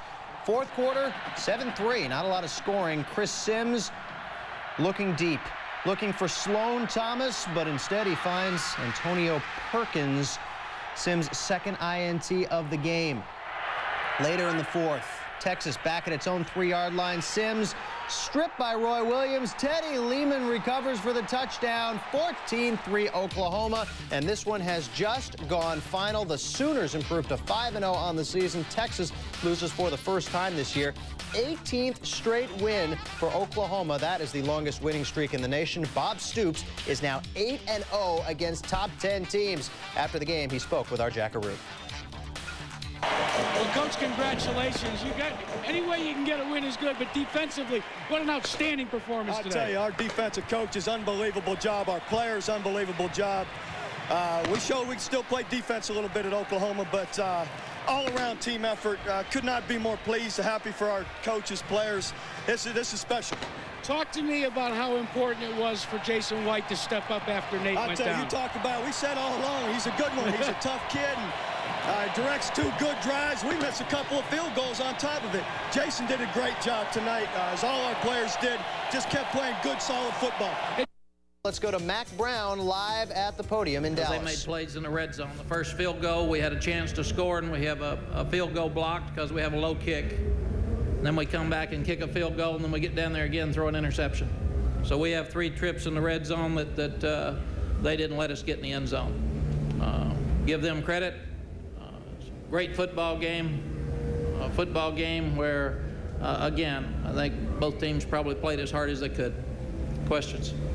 Okay, the Texas players are on their way, but right now we'll go ahead and take questions for Coach Brown. Remember, we have stick mics here, so please raise your hand. We'll bring the mic to you because we have people listening in the press box and also on satellite, so they will know what the question is.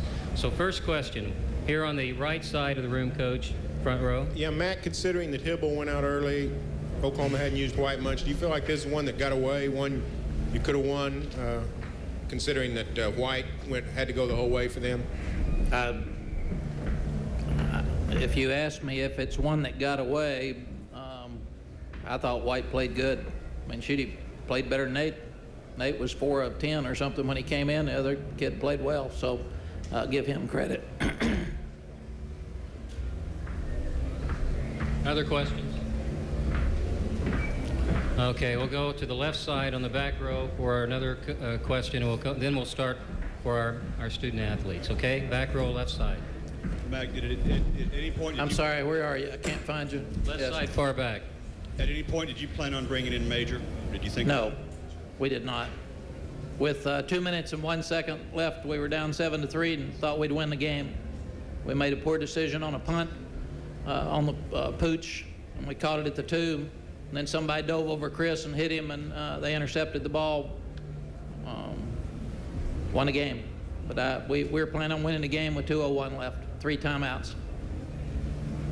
Okay, now let's take questions for our players. We'll bring Coach Brown into it. First question for our student athletes will be here on the aisle on the right side of the room, guys. It'll be right here. Mike Jones. Chris, could you talk about the last interception, how you saw it, what you did see? The last one, they played a little thing where they play 3 safeties across.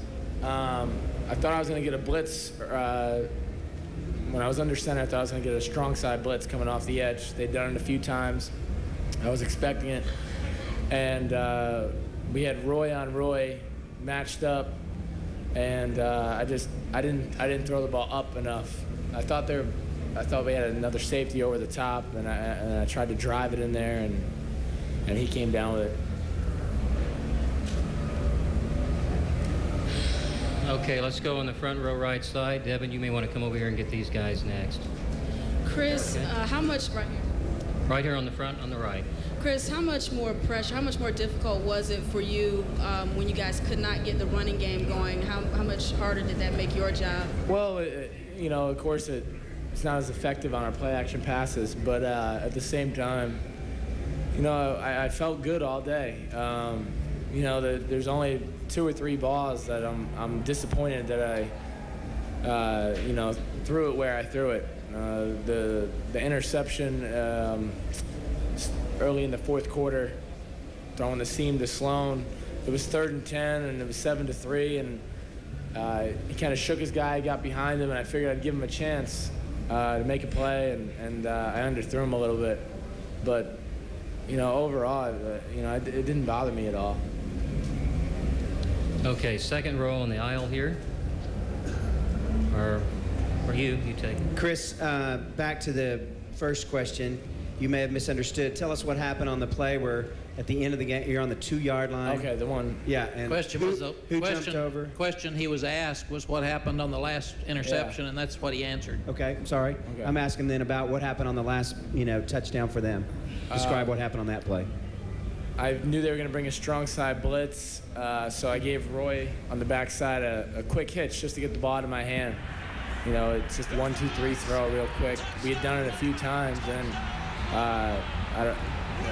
I guess did Roy Williams hit me? Yeah, Roy Williams dove over a blocker and hit Chris as he was turning the ball loose. The protection was sound. He just beat our guy.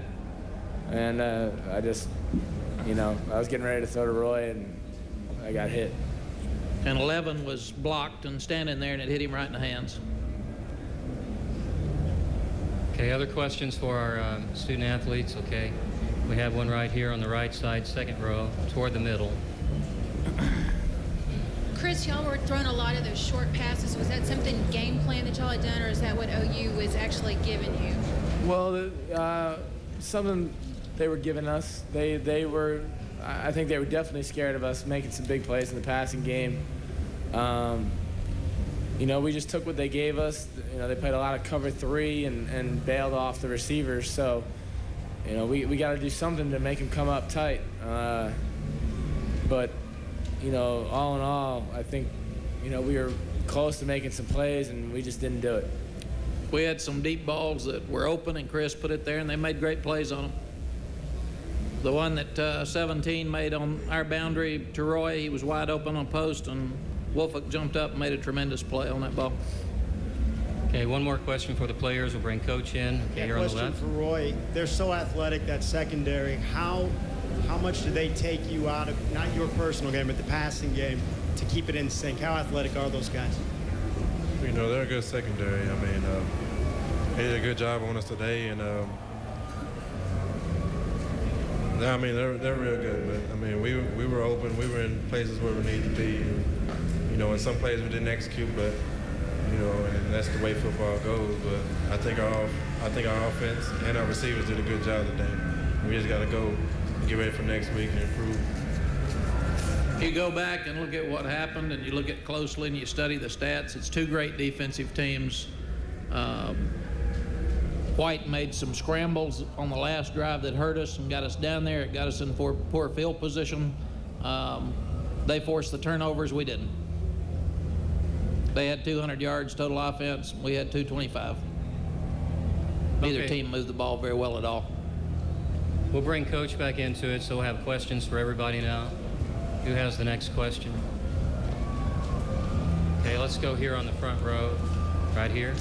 Didi, you don't look like you're taking this too well. What was said late in the game? Because your defense did pretty much everything they could do, except for a couple of those white scrambles. What was said late in the game by you guys? Can't hear you, John. I don't know if it's not on or. Yeah, try to kiss it. Hello? Okay, yeah, it's better. Oh, there's a smile. Didi, what I said is what was said late in the game. You guys on defense did everything you could, it seemed like, except for a couple of those white scrambles. Well, we was just trying to go out there and make some plays. Jason White, he did a great job. He made some runs that hurt us. And, I mean, we were just out there fighting. And that's what you got to do in games like this. Didi played the best game I've ever seen him play. He started about 44.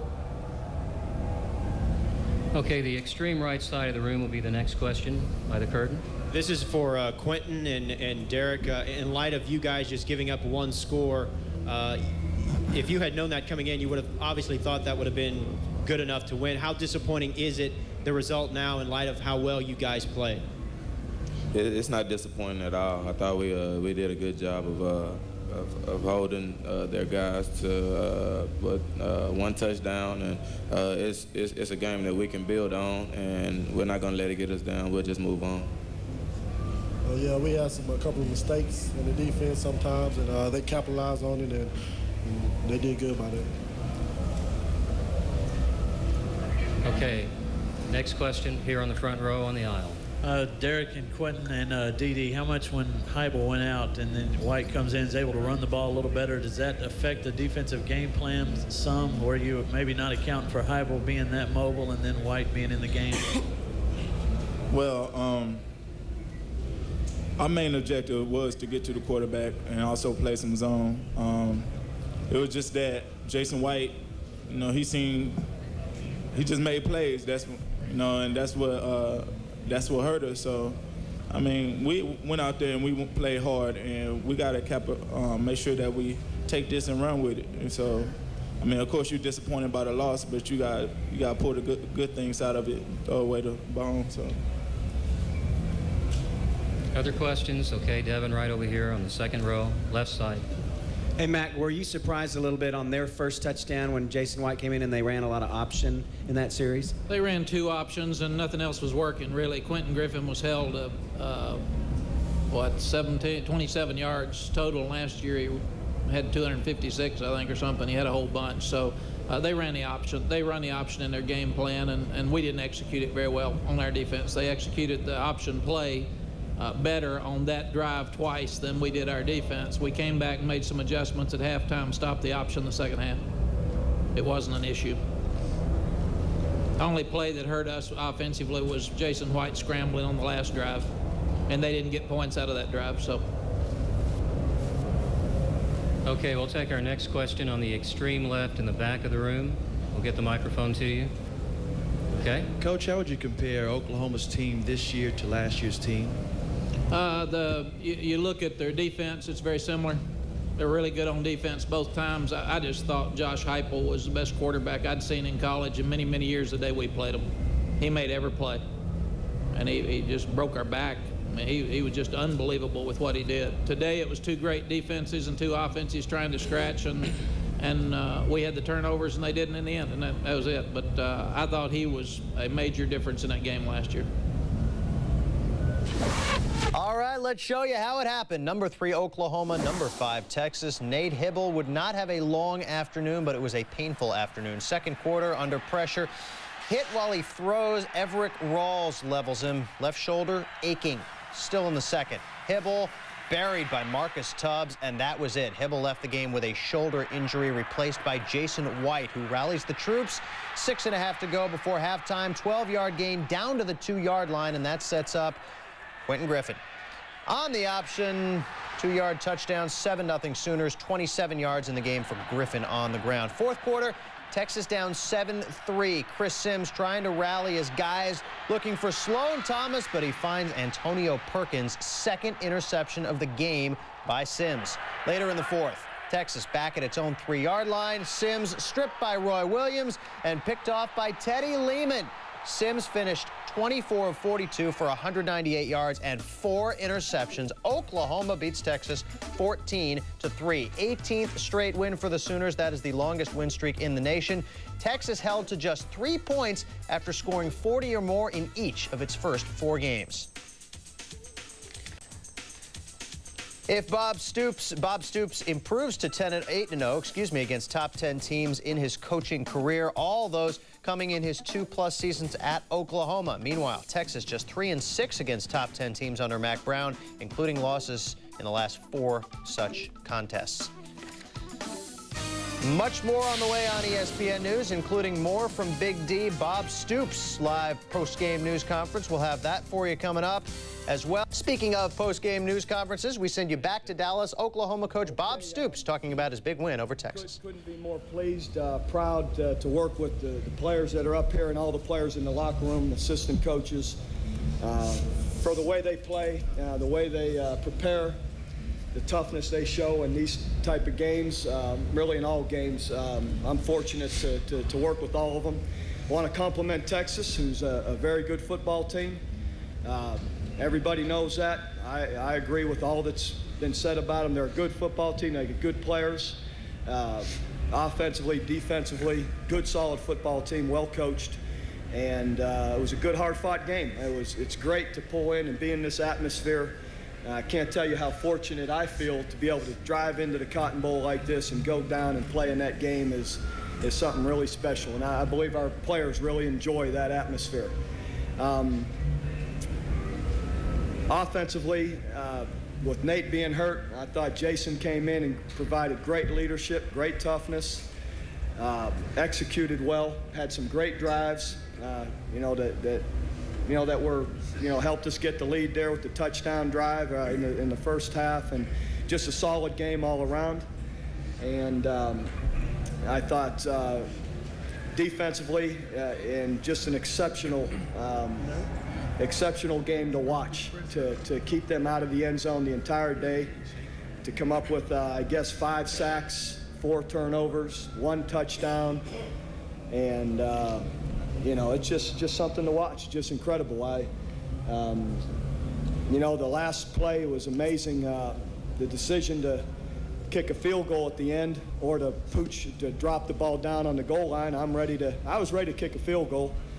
And my brother Mike came running down and told me to drop it down inside the 10, and he felt we'd be able to stop him. So I said, all right, I'm going to go with it. And then we drop it down there inside the 5, and he said to me, he goes, I think we're going to come after him. And I said, well, that sounds like a good idea too.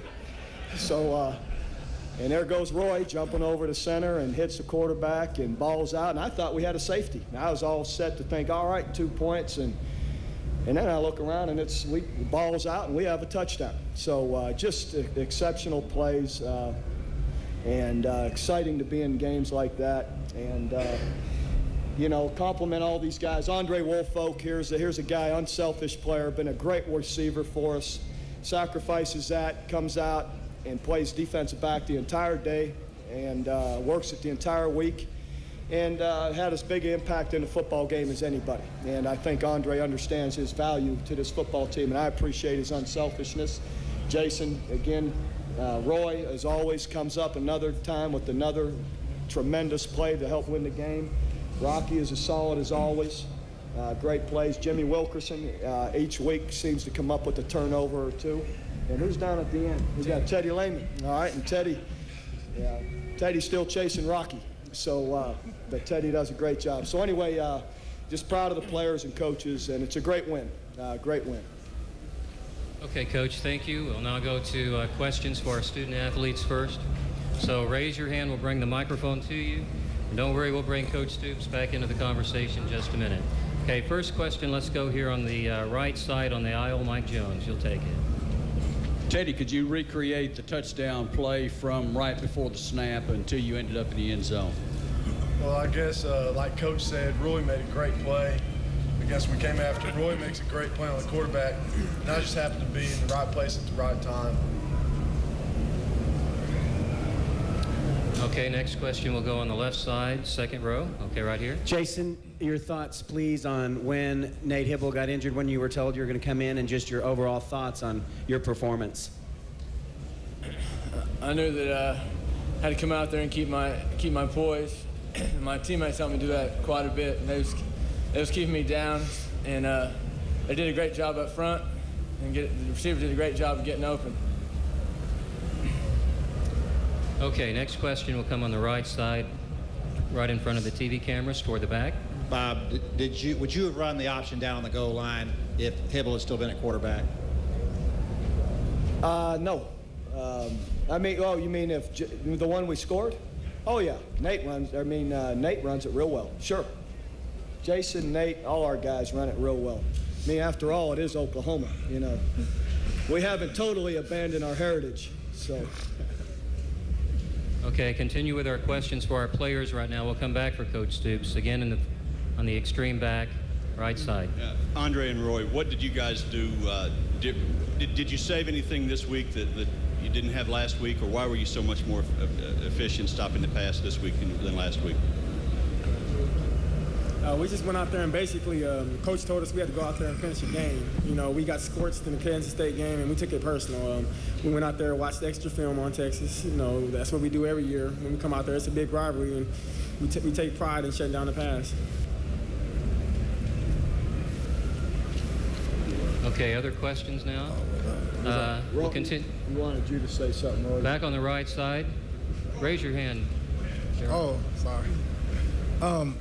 We just took it personal. Last week we blown some coverages, letting people run right down the middle of the field, and we knew Texas was going to try the same thing, and we knew that we had to step up and defend that, and we did.